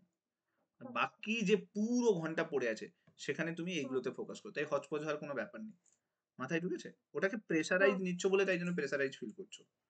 না স্যার, আন্ডারস্ট্যান্ড? আরেকটা আমার ব্যাপার হয়, আপনি যখন হুম বাংলা ইংলিশের একটা ইনস্ট্যান্ট টপিক লিখতে বলছেন, হুম তখন মানে যেটা আমার হয়, আমি জানি এটা ভুল হুম করি কিনা, মানে আমি সাথে সাথে কিছু গুগল দেখে বা কিছু ডেটাকে সাইডে লিখে হুম বা এরকম যখন করছি, তখন হুম ওটা তো ওটা, টাইমটা ওর মধ্যে ইনক্লুড হয়ে যাচ্ছে। হ্যাঁ, ওটা তো খারাপ কিছু নয়, ওটা খারাপ আচ্ছা কিছু নয়। তুমি শুরুতে শুরুতে এটা হয়, শুরুতে শুরুতে কোনো জিনিস যদি, তোমাকে তো জিনিসটা শিখতে হবে না, তুমি যদি কোনো টপিকটা জেনে নাও, প্রথম প্রথম কিছু কিছু ডেটা কালেক্ট করতে করতে করতে করতে দেখবে একটা হয়ে যায়, ফরম্যাট পেয়ে যাও, এবং তুমি লেখা স্টার্ট করো। সবাই যে এরকম হুট করে মাথার মধ্যে আসছে আর লিখছে তা কিন্তু নয়, একটু একটু গুগল সার্চ করে নিল, একটু এদিক ওদিক সার্চ করে নিল, পেয়ে গেল কিছু ডেটা, তারপর লিখছে।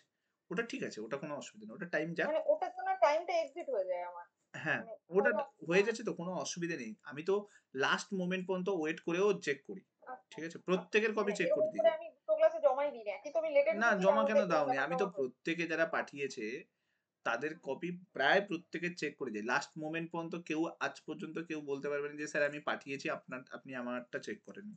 আমি চেষ্টা করি, বলি 20 মিনিট, কেন না তোমাদেরকে একটা বাউন্ডিং এ নিয়ে আসার জন্য, যে যাতে তুমি টাইমের মধ্যে লেখো অ্যাটলিস্ট, ঠিক আছে? এটা তোমাকে বাউন্ড করার জন্য লিখতে বলি। এবার সেটা অনেক সময় হয়ে যায় 25 মিনিট হয়ে যায়, কারো 30 মিনিট হয়ে যায়, পাঠায়, আমি চেক করে দিই, এটুকু তো হার্ডওয়ার্ক করি, ঠিক আছে? আমি জানি যে শুরুতে একটু প্রবলেম হয় সবারই, ঠিক আছে? ওকে স্নিগ্ধা ঠিক পাঠাবে আছে স্যার। আমাকে, যদি দেরিও হয়ে হ্যাঁ যায় না পাঠাবে। আর একদম যদি ইনকেস একদম ধরো কোনো একদম। সময় হলো এরকম যে আরো আমি ক্লাস এন্ডও হয়ে গেল, চেষ্টা করো টেলিগ্রামে অ্যাটলিস্ট নক করে দিতে, স্যার আমারটা একটু চেক করে দেবে, হ্যাঁ হ্যাঁ স্যার, ঠিক আছে ঠিক স্যার, আছে? ঠিক আছে। না করলে তো হবে না, আলটিমেট এম তো এটাই না। আচ্ছা, হ্যাঁ বাকি হাসান বলো। হাসান, হাসান হ্যাঁ স্যার, কেমন আছেন? বলো তুমি কেমন আছো? আমি ভালো আছি। ভালো আছি স্যার। হ্যাঁ হ্যাঁ বলো। বলছি স্যার, হুম আমি তো মিসলেনিয়াস মেন্সের ব্যাচে নাই গো, হুম। ক্লিয়ার হবে বলে মনে হচ্ছে না, ওই জন্যই জয়েন করিনি। আচ্ছা, তো ক্লাসিক মেন্সে আছি। ক্লাসিক মেন্সের তো স্যার ক্লাসটা একটু কম হচ্ছে, আমি লেখালেখি ঠিক করতে পারছি না গো স্যার। ক্লাসিক মেন শুক্র শনি দুদিন করেই হচ্ছে ক্লাস। কারণ লাস্ট স্যার কবে হয়েছিল? কাল 27 আগের দিন হয়েছে তো ক্লাস। আগের দিন হয়েছিল। আগের দিন আর মানে জব তোমার ক্রাইসিস ক্লাস হয়েছে 7 তারিখ ক্লাস হয়েছে। জব ক্রাইসিস যেটা লিখতে দিয়েছেন, এটা হ্যাঁ, মিসলেনিয়াসের না ক্লাসিকের তোমাদের হচ্ছে? ক্লার্কশিপ আলাদা নেই, ক্লার্কশিপ মিসলেনিয়াস একসঙ্গে ক্লাস হচ্ছে। ওদেরও যদি মিসলেনিয়াসে ক্লাস হচ্ছে, ওটা তোমরাও দেখতে পাচ্ছ। শুক্র শনি না দুদিন স্যার, ক্লাস। ওইটা কোথায় আমি অ্যাক্সেস করতে পারছি না তো স্যার। না না না, কে বলছে? এরকম তো হওয়ার কথা নয়। দেখো ওদের যেদিন না যেদিন স্যার, ক্লাস, মিসলেনিয়াস মেন্সের ব্যাচটা আমার কই অ্যাক্সেস করতে না পারছি না। মিসলেনিয়াস মেন্সের ব্যাচ অ্যাক্সেস করতে পারবে না। আমি বললাম কি, যে ক্লাসটা শুক্র শনি ক্লাস হয় না, সেই শুক্র আচ্ছা শনি ক্লাসটা, সেটা মিসলেনিয়াসেরও যা ক্লাস হচ্ছে তোমারও ক্লাস, মানে জয়েন্টে ক্লাস হয় ওটা। এটা মিসলেনিয়াসের সঙ্গে মার্চ করা আছে। মার্চ করা আছে শুক্র শনি দুটোই, কিন্তু আচ্ছা তোমাদেরও বেঙ্গলি প্র্যাকটিস, ওদেরও বেঙ্গলি প্র্যাকটিস একসঙ্গেই হচ্ছে। ওরা ওর ক্লাসের মধ্যেই লিখে পাঠাচ্ছে। ইংলিশের ক্ষেত্রেও সেম, যেহেতু তোমাদের জিএসটা নেই, তাই জিএস ওদের একদিন করে এক্সট্রা হচ্ছে। শুক্র শনি। শুক্র শনি এভরি ফ্রাইডে স্যাটারডে তুমি দেখবে যা ওদের যা ডেটে ক্লাস আছে, তোমাদেরও ক্লাস হয়েছে, এবং সেই অনুযায়ী ডেট অনুযায়ী ক্লাসও তুমি তোমার কোর্সের মধ্যে দেখতে পাবে। আর স্যার বলছিলাম, হুম, ওবিসিটা স্যার ইয়ে বেরিয়েছে কিছু? ওবিসি এখনো ফাইনাল কিছু আসেনি, তো আসবে, খুব তাড়াতাড়ি চলে আসবে। ঠিক আচ্ছা আছে। আর লেখা স্টার্ট করো, লেখা প্র্যাকটিস করা স্টার্ট করো। ক্লাস অ্যাটলিস্ট 10টার সময় হয়। আমি রাতে রেখেছি এই কারণে, যাতে সব ক্লাস কমপ্লিট করে এসেও ক্লাসটা অ্যাটেন্ড করতে পারো। 10টার সময় অ্যাটেন্ড করো। আর যদি অ্যাটেন্ড নাও করতে পারছো, গ্রুপে টপিকগুলো দিচ্ছি আমি, সেগুলো লিখে পাঠাও। তাহলে স্যার অ্যাটেন্ড করতে পারছি, অসুবিধা হচ্ছে না। রাতের হুম দিকে ক্লাস হচ্ছে, সুবিধাই হচ্ছে, হুম হুম হুম। তো অসুবিধা হচ্ছে না। প্রত্যেক শুক্র শনি, আমি এখন তো মনে হয় কোর্সের মানে এটা ছিল না, শিডিউলটা ছিল না। মানে এতদিন আমি শিডিউল দিতে পারছিলাম না, ওই অ্যাপের কিছু প্রবলেম ছিল, সেটিংসে কিছু হয়ে গেছিল, যার জন্য আমি শিডিউল তৈরি করতে পারছিলাম না। আমাকে যেদিন ক্লাস সেদিনই শিডিউল করতে হচ্ছিল। তো আজকে আমি শিডিউল করে দিয়েছি। মিসলেনিয়াস পুরো 1-2 মাসের মনে হয় শিডিউল আছে, মার্চ পর্যন্ত। আর তোমাদেরটাও মার্চ পর্যন্ত শিডিউল করে দেবো, তাহলে সুবিধা হবে। ঠিক আছে। ঠিক আছে স্যার, অসুবিধা ওকে নেই। ওকে ওকে। লেখালেখি করতে হবে। হ্যাঁ, লেখালেখি ঠিক আছে করতে স্যার, হবে, ভালো এটাই থাকবেন। হচ্ছে ব্যাপার। হ্যাঁ, ঠিক আছে, ভালো থেকো। ঠিক আছে স্যার, ভালো ওকে থাকবেন। ওকে ওকে। আর কেউ আছো যারা কিছু বলতে চাইছো? সবার বলা হয়ে গেছে? আর এনিওয়ান? কেউ নেই? স্যার হ্যাঁ বলো আমি বলো। আমার মানে ধরুন আমি ইংলিশ বা বাংলার ক্ষেত্রে একটা টপিকে মানে একটা ওয়ার্ড লিখছি, ধরুন হুম আনএমপ্লয়মেন্ট, বাট হুম মানে কোন একটা ওয়ার্ড লিখছে, মানে মানে লিখতে লিখতে আমি জানি না, আমি আমি আপনি তো চেক করেন, মেবি হুম একটু ইয়ে হয়ে যায়, মানে আমি একটা ওয়ার্ডের একটা পরের লেটারটা আমি লিখছি না, মানে হুম। আমি এখন চেক করছি, মানে অনেক এরকম ওয়ার্ড হয়েছে ইভেন বাংলার ক্ষেত্রেও, ও আচ্ছা, যেন মানে গগন যান, মানে ফ্লোতে আমি বেরিয়ে যাচ্ছি, বেরিয়ে আমি যাচ্ছ। একটা লেটার হ্যাঁ, লিখছি না, এবার একটা দেখো, গঠন ওটা লিখছি তো না, এরকম এটা লাইন ধরে হচ্ছে। ধরে তো দেখবে না কেউ পরীক্ষার হলেও। হ্যাঁ, সেটা তো ঠিক, এক্সামিনারও লাইন ধরে ধরে এত কেন? দেখবে না। এবার শুরুতে যদি লেখো, দেখে ফেলবে। ঠিক আছে, প্রথম 5-7 হ্যাঁ, লাইনের মধ্যে যদি ওই ভুলটা হয়, চেক করে ফেলবে। বা প্রথম লাস্ট শেষ লাইন 7-8 লাইনের মধ্যে যদি লেখো ওই জিনিসগুলো, সেগুলো চেক করে ফেলবে। এবারে এত কপির মধ্যে আমি কি হয়তো করে ওটা কাটাবো বলছি? ওটা কাটাবো, তোমাকে মাথায় রাখতে হবে। আর তো কোনো অপশন নেই। এখন গুড আমি নাইট ওটা লেখার তো আগে শুধু মানে গুড দিয়ে আজকে পালিয়ে অব্দি গেলে, সবচেয়ে কত চেয়ে ভুল করেছি। হ্যাঁ মানে গুড নাইট লেখার আগে শুধু গুড দিয়ে পালিয়ে গেলে তো নাইট আর লেখা হলো না। তো কি বুঝবো ভালো, তারপরে কি রাত্রি যাবে না দিন যাবে, সেটা তো বোঝা যাবে না। ওটা নিজেকে একটু অ্যাওয়ার হয়ে লিখতে হবে। ঠিক আছে। আর জিকে টপিক গুলো মানে আপনি তো লিখছেন হ্যাঁ ওখান থেকেই মানে কপি করছি বা হ্যাঁ, বানাচ্ছি, কিন্তু বাস তাও বা কিন্তু শেখো। আমার টাইম লাগছে, তাও হ্যাঁ, মানে ওটা হোক। বাড়িতে যখন দেখছি 2 ঘন্টা 1.5 ঘন্টা এরকম আচ্ছা, হয়ে আমাকে একটা কথা যাচ্ছে। বলো, কতদিন হলো লিখছো? জিকে আপনি যে কদিন লেখাচ্ছেন? মানে খুব বেশি হলে আমি ধরলাম 10-12 দিন, 15 দিন। না না, অতদিন আমি তো পরে জয়েন আরো করেছি, পরে জয়েন 4 দিন করেছো, তাহলে 5টা 4-5 টপিক দিন লিখেছি। হবে, 4-5 দিন হবে, 5টা দিন মানে 5টা টপিক 5টা 5 দিন টপিক। হবে। আমাকে বলো, বয়ফ্রেন্ডের সঙ্গে 5 দিনের রিলেশনশিপ তৈরি হয়ে যাবে?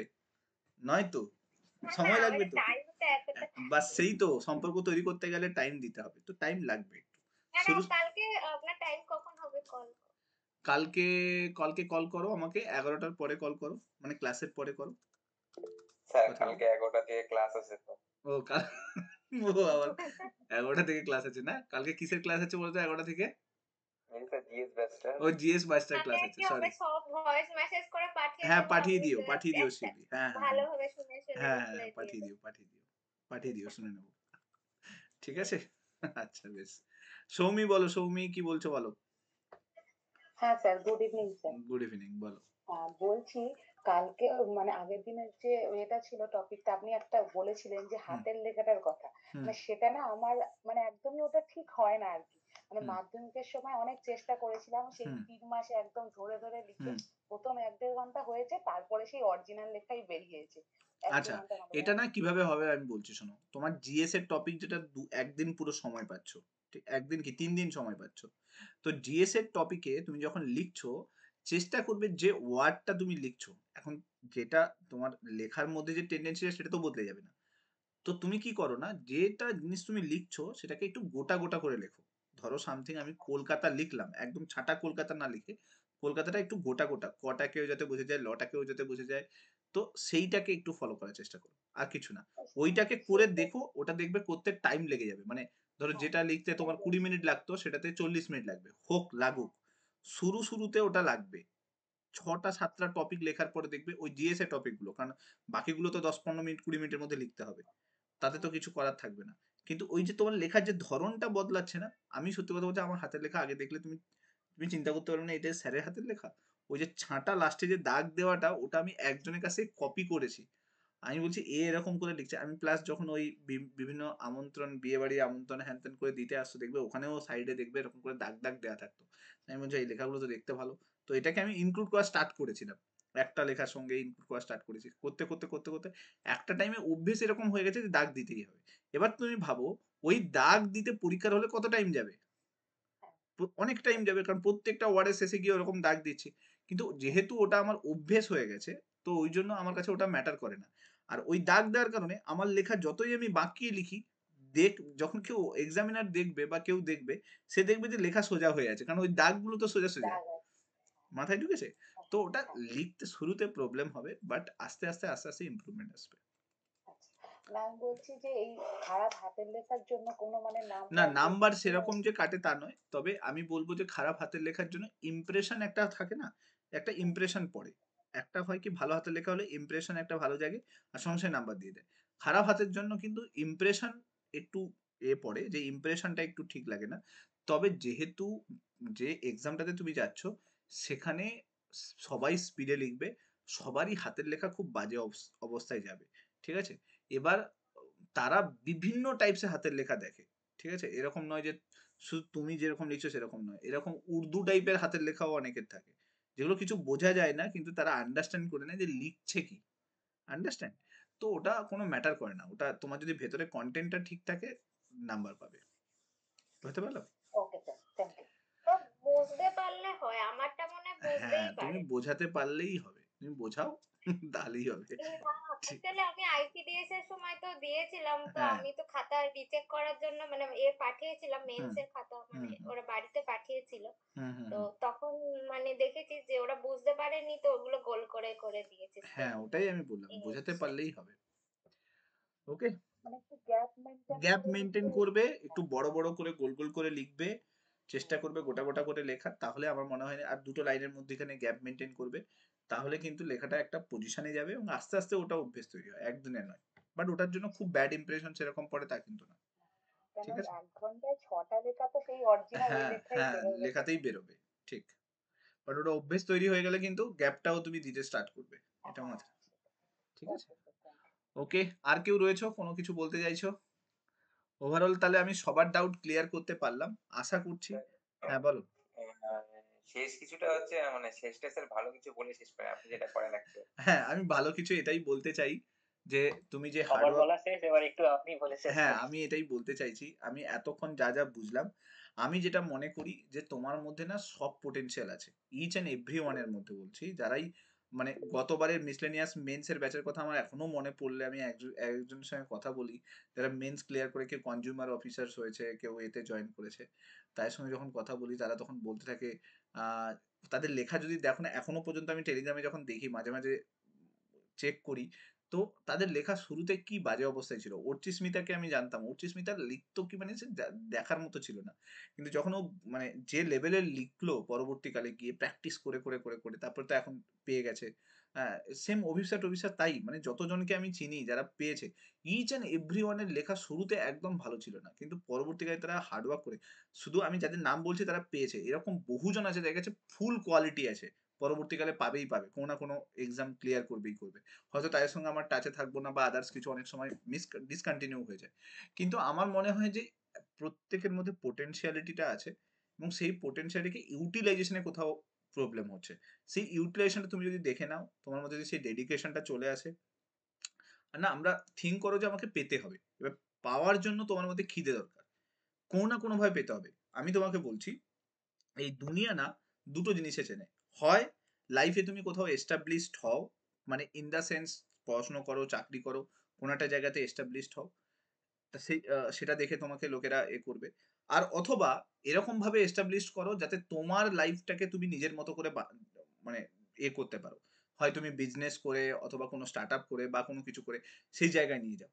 তো দুনিয়া দুটো ভাবে চিনবে। তাহলে তোমার কাছে এখন অপশন কি? স্টার্টআপের জন্য প্রচুর টাকা নেই, আর স্টার্টআপের জন্য এতটা ইনভেস্ট করার সময় নেই, টাইম নেই। তোমার কাছে অপশন একটাই আছে, পড়াশুনো করে একটা জায়গাকে চেঞ্জ করা, আর কিছু না। একটা চাকরি পেয়ে যাও, ঠিকঠাক জায়গায় পজিশনে হোল্ড করে নাও, লাইফে কিছু স্টেবিলিটি মেনটেন করে নাও, কিছুদিন একটা তৈরি করে নাও, একটা অ্যামাউন্ট অফ মানি নিজের কাছে রিজার্ভ চলে আসুক, তারপরে তুমি তোমার নিজের লাইফ নিজের মতো করে কাটাও। দ্যাটস দ্য মোটো। এবার দুনিয়া না এই দুটো জিনিসের উপর দেখে যে তোমার মধ্যে এই দুটোর মধ্যে কোনটা হয়েছে, তুমি কোন স্টেবিলিটিটা মেনটেন করছো। কারণ বাকি দুজন তো তোমার উপর কোয়েশ্চেন করার জন্য অলওয়েজ রেডি। তোমার বাড়ির লোক রেডি, তোমার ফ্যামিলি রেডি, যতই যে বলে দিন, তোমার যতই গার্লফ্রেন্ড থাকুক, যতই তোমার সব থেকে কাছের পার্সন তোমার মতো হোক, কাছের হোক, দিনের শেষে তারা একটাই কোয়েশ্চেন করবে, তুমি করেছোটা কি। আন্ডারস্ট্যান্ড? এটা ইচ অ্যান্ড এভরিওয়ান করবে। সো লাইফে তাই জন্য তাদেরকে প্রুভ করে দেখাতে হয় যে আমি এটা করেছি, বাস এটাই আমার লাইফ, আমি এতজনকে দেখাতে পেরেছি যে আমি করে ফেলতে পেরেছি। সেটা করার জন্য তোমার কাছে এখন কি আছে বলো? এখন তোমার কাছে টাকা নেই যে তুমি বিজনেস করে ফেলতে পারবে। এখন তোমার কাছে এত পরিমাণ ফান্ড নেই যে তুমি নতুন করে স্টার্টআপ তৈরি করে ফেলতে পারবে। তো তোমার কাছে একটাই অপশন আছে, নিজে পড়াশুনো করে, যেটা তোমার হাতে আছে। তুমি পড়াশুনো করতে পারো, ভালো একটা জায়গাতে চাকরি পেতে পারো এবং তুমি সেখানে গিয়ে 10 জনকে আন্ডারে, 10 জনের কে আন্ডারে রেখে কাজ করতে পারো। দ্যাটস ইওর সবথেকে বেস্ট প্রসেস বলতে পারো যে নিজের লাইফ বদলানোর জন্য। তো সেটা যখন তোমার কাছে আছে, আমি বলবো বেস্টটুকু দাও। দুনিয়া যে যা বলছে বলতে দাও। এই দুনিয়া বলতে থাকবে। আজকে তুমি পেয়ে গেলে, কালকে একজন আমি IPS officer north, most probably north, কি বলে যেন, উত্তরবঙ্গের একজন আইপিএস অফিসার, তার একটা ইউটিউবে পডকাস্ট শুনছিলাম। তো সে বলছে যে আমি আমাদেরকে গভর্নমেন্ট থেকে বিল্ডিং দিয়েছে, বড় বড় আইপিএস অফিসার, সিআইডি নর্থে পোস্টেড আছে, তার ওখানকার সুপারিনটেন্ডেন্ট বলছে আমাদেরকে গভর্নমেন্ট বিল্ডিং দিয়েছে, আমাদের নিউ টাউনের পাশের বিল্ডিং, ঠিক আছে, মানে আমি যে ফ্ল্যাটে আছি তার উল্টো দিকের বিল্ডিং, খাকি এস্টেট নাম, আইপিএস অফিসাররা থাকে, আর আইএএস অফিসাররাও থাকে, ওদেরও একটা আলাদা করে কোয়ার্টার, আইএফএস এরও করে দিয়েছে। তো কোনো একটা আইপিএস অফিসারকে ওই বিল্ডিং এ তুমি ওখানে খুব একটা বেশি দেখতে পাবে না। আমি মানে ওকে বলছে যে আজকে আমি যে জবটার জন্য কষ্ট করেছিলাম, হার্ডওয়ার্ক করেছিলাম, সেই জবটা পাওয়ার পরে গভর্নমেন্ট আমাকে সুযোগ দিচ্ছে, আমি তাও যেতে পারছি না। কেন? না আমার ফ্যামিলির জন্য। বলছে কেন ফ্যামিলির জন্য কেন যেতে পারছো না? বলছে কাল বাদে পরশু দিন ধরো আমি ওখানে থাকবো, ডিজিপির ছেলেও ওখানে থাকবে, তো আমার ছেলে তো ডিজিপির ছেলেকে দেখে ভয় পাবে, আমিও অল টাইম একটা এতে থাকবো যে ও অনেক বড় মানুষ থাকছে, ঠিক কি না বলো? তো অতএব তার মানে জেনে রাখো, এই দুনিয়া, তুমি দুনিয়ার যে পজিশনেই যাও না কেন, প্রত্যেকে তার ফ্যামিলিতে কোয়েশ্চেন মার্ক ক্রিয়েট করার জন্য তুমি ডিজিপি কেন হলে না, এসপি কেন হয়ে বসে আছো, আন্ডারস্ট্যান্ড? ডিজিপি হয়ে গেলে বলবে তুমি আইজি কেন হলে না, তুমি পুলিশ কমিশনার কেন হলে না। তো প্রত্যেকে কোয়েশ্চেন করার জন্য থাকবে।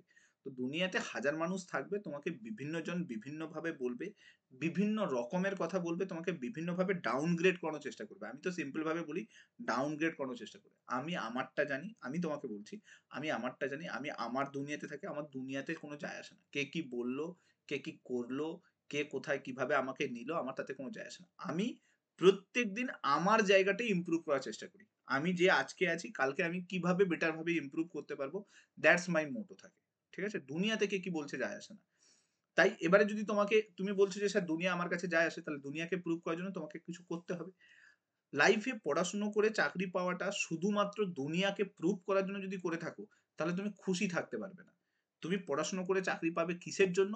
বিকজ অফ দ্যাট তোমার প্রত্যেকটা যে ডিজায়ার আছে, স্বপ্ন আছে, সেগুলোকে পূরণ করার জন্য কিছু পরিমাণ ফান্ডিং ইম্পর্টেন্ট, কিছু পরিমাণ মানি ইম্পর্টেন্ট সেই ডিজায়ার গুলোকে পূরণ করার জন্য। গাড়ি হোক, বাড়ি হোক, কোথাও ঘুরতে যাওয়া হোক, একটা ভালো লাইফস্টাইল লিড করা হোক, সেগুলোর জন্য কিছু মানি ইম্পর্টেন্ট। আর সেই মানিটা দুটো ভাবে আসবে। হয় তুমি ভালো একটা বিজনেস সেট করে দাও যেখান থেকে কন্টিনিউয়াস পেতে থাকবে, অথবা তুমি পড়াশোনা করে এমন একটা ভালো জায়গায় চাকরিতে জয়েন করে যাও যেখান থেকে একটা কনস্ট্যান্ট মানি আসবে। এই দুটো অপশন আছে। এবার তোমার কাছে এখন কোনটা আছে? এইটা আছে। ঠিক আছে? তো এটাকে ভালো করে করো যাতে দুনিয়া তোমার উপর কোয়েশ্চেন করতে না পারে। আর যদি কোয়েশ্চেন করে তাতে কোনো যায় আসে না। বাট তাও আমি বলবো 10 জনকে দেখাও যে তুমি কষ্ট করেছো, লড়াই করেছো এবং তুমি বেস্টটুকু দিয়ে বেস্ট পেয়েছো। সেলফ বিলিফ নিজের মধ্যে তৈরি করবে। ঠিক আছে? আনলিমিটেড লোকে মানে কেউ বলে দিল তোর দ্বারা হবে না, তুমি সঙ্গে সঙ্গে ডাউনগ্রেড পজিশনে চলে যাও। আমি তোমাকে বলছি, হাজার মানুষ আমাকে বলে যে তুই কি, মানে এখন বলছি না, আগে বলতো যে তুই ইঞ্জিনিয়ারিং করেছিস, তুই কেন এই জোনে গেছিস, তুই কেন ইঞ্জিনিয়ারিং ছেড়ে দিয়ে তুই এইসব কথা চিন্তা ভাবনা করছিস বা গভর্নমেন্ট জবের প্রিপারেশন করছিস। হাজার মানুষ আমাকে বলতে থাকে, হাজার মানুষ বলতো। তো আমার তাদের কোনো যায় আসে না। আমি আমার লাইফটা না খুব ভালোভাবে চিনি, আমি আমার লাইফটাকে লিড করতে জানি। আমি শিখেছি যে কিভাবে খুব লো লাইফস্টাইলে নিজেকে লিড করা যায়, নিজেকে থাকা যায়, নিজেকে সার্ভাইভ করানো যায়। দুনিয়াকে দেখিয়ে আমার কিছু যায় আসবে না। তুমি ফ্রান্সে পড়ে আছো, আমি বলছি, আমি এরকম বহুজনকে জানি যারা বাইরে থাকে কিন্তু কুকুরের মতো জব করে, কর্পোরেটে কুকুরের মতো জব করে। তো ওই জবের মূল্যটা কি যেখানে তুমি স্বাধীনভাবে বাঁচতে পারবে না? সেখানে আমি জব করে করবোটা কি? তাই না? তো ওই জন্য লোকের অনেক কথা বলবে, লোকে তোমাকে নিচের দিকে নামানোর চেষ্টা করে। দুনিয়াতে আজ পর্যন্ত বাবা মা বাদ দিয়ে আমি কাউকে খুঁজে পাইনি, মানে এরকম বলছি, ইচ অ্যান্ড এভরিওয়ান, তোমাদের ক্ষেত্রেও সেম জিনিস, যে তোমাকে ডাউনগ্রেড করবে না। ঠিক আছে? কিছু পার্সেন্ট তোমার লাইফে থাকবে যে পার্সেন্ট তোমাকে অলওয়েজ সাপোর্ট করার জন্য থাকবে, তোমাকে ভালো আহ, স্বপ্নগুলো দেখানোর জন্য থাকবে।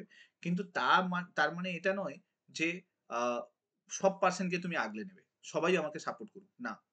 এক দুটো পার্সেন্ট লাইফে থাকবে, সেই দুটো পার্সেন্টকে নিয়ে তোমার লাইফ, তাদেরকে প্রায়োরিটিতে রাখো, বাকি দুনিয়া ভাড়মে যায়। ঠিক আছে? বাকি তুমি পড়াশোনাতে মন দাও, যেভাবে তুমি করছো হার্ডওয়ার্ক, এবং জেনে রাখো যে পরিশ্রম করে সে কখনো অসফল হয় না, আজ পর্যন্ত হয়নি। দুনিয়ার কোনো জায়গাতে চলে যাও যে এই পার্সনকে তুমি খুঁজে পেয়ে যাবে যে সে খুব ভালো পড়াশোনা করতো। ইউপিএসসি যারা পড়াশোনা, তুমি বলবে স্যার ইউপিএসসি তো সবাই পায় না, কিন্তু ইউপিএসসি তে ভালো ভালো, আজ পর্যন্ত ইউপিএসসি মেন্স এর ইন্টারভিউ দিয়েছে এরকম কোনো পার্সনকে খুঁজে বের করে নিয়ে আসো, ঠিক আছে, যে আজকে হাই স্যালারিতে বসে নেই। কোনো পার্সনকে পাবে না। হয় স্টার্ট আপ করছে, হয় সে কোনো ভালো বিজনেস রান করে নিয়েছে, হয় কোনো কোচিং ইনস্টিটিউশন তাকে এত টাকা দিয়ে হায়ার করে রেখেছে যে সে রীতিমতো সরকারি চাকরিতে বলতে পারো যে তাদেরকে গুলে খায়, এরকম একটা ব্যাপার। এরকম পার্সনকে পেয়ে যাবে, কাউকে তুমি পাবে না। 90%, দিল্লিতে আমি বহুজনকে জানি যারা ইউপিএসসি মেন্স টেন্স পর্যন্ত দিয়ে এসে, ইন্টারভিউ পর্যন্ত দিয়ে এসে, এবং আমরা ভাবি যে সে তো ফেলিয়ার হয়ে গেল, সে তো ফেলিয়ার হয়ে গেল, তার তো লাইফ ভাই ভাড় মে যায় ভাই। সরকারি চাকরিতে 62,000 টাকা, 1 কোটি টাকা স্যালারি নেয়। আন্ডারস্ট্যান্ড? ভিশন আইএএস এর একটা টিচার 1 কোটির কাছাকাছি স্যালারি, আমি তোমাকে বলছি 1 CR এর কাছাকাছি স্যালারি নেয়। আমি একজন স্যারের কাছে কারেন্ট অ্যাফেয়ার্স পড়তাম, ওর একটা ব্যাচে প্রায় নানা করে 3 থেকে 4,000 স্টুডেন্ট হতো এবং একটা কোর্সের প্রাইস ছিল 29,000 টাকা। এবার তুমি ভাবো 3 থেকে 4,000 স্টুডেন্ট, ওটা যদি মাল্টিপ্লাই করো কত টাকা পায় সে একটা ক্লাস থেকে। তো ওরকম গভর্নমেন্ট জবকে না সে গুলে খায়। তো অতএব ওগুলো কোনো জানার দরকার নেই। দুনিয়া বলতে থাকবে তুমি ফেলিয়ার হয়ে গেছো, তুমি ফেলিয়ার হয়ে গেছো। বাট জেনে রাখো তুমি একটা টাইমে এতটা তুমি কোয়ালিফাই করে নেবে নিজেকে যে তুমি যেখানে যাবে, যাকে গিয়ে বলবে যে তোমার মধ্যে কোয়ালিটি চেক করবে, যখন সে যখন পাবে যে তোমার মধ্যে স্কিল আছে, তুমি ভালো মতো করে ডেডিকেটেড ছিলে, তুমি সব কিছু, তোমাকে আরামসে জব দেবে। কি দেবে না? আজকালকার দিনে সবাই দেবে, তুমি যদি ভালো জায়গায় থাকো। তো অতএব সবসময় মাথার মধ্যে রাখো যে আমাকে বেস্টটুকু দিতে হবে। আমি যে কাজটা করছি সেই কাজটার মধ্যে যেন সততা থাকে, অনেস্টি থাকে। যে তুমি হার্ডওয়ার্ক করছো, সেই হার্ডওয়ার্কের মধ্যেও যেন অনেস্টি থাকে। সেটা যদি থাকে, আমার মনে হয় না যে তোমাকে কেউ ধরতে পারবে। ঠিক আছে? আর বাকি নিজের মধ্যে একটু বিলিফ রাখো যে তুমি করতে পারবে। সবসময় স্ট্রং রাখো। আর একটু নিজের প্রায়োরিটি লিস্ট চেঞ্জ করো। দুনিয়াদারি দরকার নেই। নিজের মধ্যে রাখো, নিজেকে রাখো, নিজেকে কনস্ট্যান্ট করার চেষ্টা করো। আর ফোকাস থাকো, সব থেকে বড় জিনিস ফোকাস অ্যান্ড কনসিস্টেন্ট থাকো। যে কনসিস্টেন্ট নেই, যে ফোকাস নেই, সে কিন্তু হারিয়ে গেছে, তাকে তুমি খুঁজে পাবে না। ঠিক আছে? WBCS এর এক্সাম প্রিপারেশন অনেকে শুরু করে কিন্তু মাঝপথে সবাই ছেড়ে দেয়। কেন ছেড়ে দেয় বলো তো? কারণ তাদের হয় ছেড়ে দেয়, না হলে হয়তো পারিপার্শ্বিক সিচুয়েশনে পড়ে ছাড়তে হয়। দুটো জিনিসের মধ্যে একটা হয়। কিন্তু যে লেগে থাকে, যে অনেকদিন ধরে ট্রাই করে যাচ্ছে, যে হার্ডওয়ার্ক করে যাচ্ছে, সে কিন্তু টিকে থাকে। সে কোনো না কোনো এক্সাম ক্লিয়ার করে বসে থাকে। মানে এক্সামও যদি না ক্লিয়ার করে, সে আমাদের জায়গায় গিয়ে পোস্টেড হয়ে যায়, সে ভালো জায়গায় পোস্টিং পেয়ে যায়, মানে ভালো স্যালারিতে থাকে। লোকে দেখে যে তার মধ্যে কোয়ালিটি আছে কিনা, সে ঠিক মতো করে ডেডিকেটেড রয়েছে কিনা, সে একজন অনেস্ট পার্সন কিনা। যদি থাকে সে ভালো জায়গায় থাকবে। ঠিক আছে? সো হোপফুলি আমি তোমাদেরকে বোঝাতে পারলাম যে যেভাবে লাইফটাকে লিড করা যায়, প্লাস কোর্সটা সম্বন্ধে আইডিয়া দিয়ে দিলাম। বাকি তোমাদের কোনো কিছু যদি ডাউট থাকে আমাকে রিচ আউট করতে ভুলবে না। থ্রু কল হোক, থ্রু হোয়াটসঅ্যাপ হোক, একটু রিচ আউট করো কোনো প্রয়োজন থাকলে, কারণ অনেক সময় আমি তোমাদের সঙ্গে কানেক্ট করতে পারি না থ্রু ভেরিয়াস রিজন। এই যে গুগল মিট করছি আজকে 2 বছর পরে, তো চেষ্টা করো একটু রিচ আউট করতে যদি কোনো কিছু প্রবলেম থাকে, ফেস করছো যদি। ঠিক আছে? আর যতটুকু এক্সপিরিয়েন্স আছে সেটা শেয়ার করবো। ওকে? কালকে কারেন্ট অ্যাফেয়ার্সের ক্লাস হবে। ঠিক আছে? Thank you so much connect করার জন্য 11:30 পর্যন্ত হ্যাঁ বসে থাকার জন্য। সবাইকে গুড নাইট, খুব ভালো থাকো। নেক্সট ক্লাসে তোমার হ্যাঁ সঙ্গে স্যার, আবার গুড দেখা নাইট। হচ্ছে। হ্যাঁ গুড নাইট, চলো টাটা। কালকে সকালে দেখা হচ্ছে কারেন্ট অ্যাফেয়ার্স। হ্যাঁ গুড নাইট, ভালো থেকো।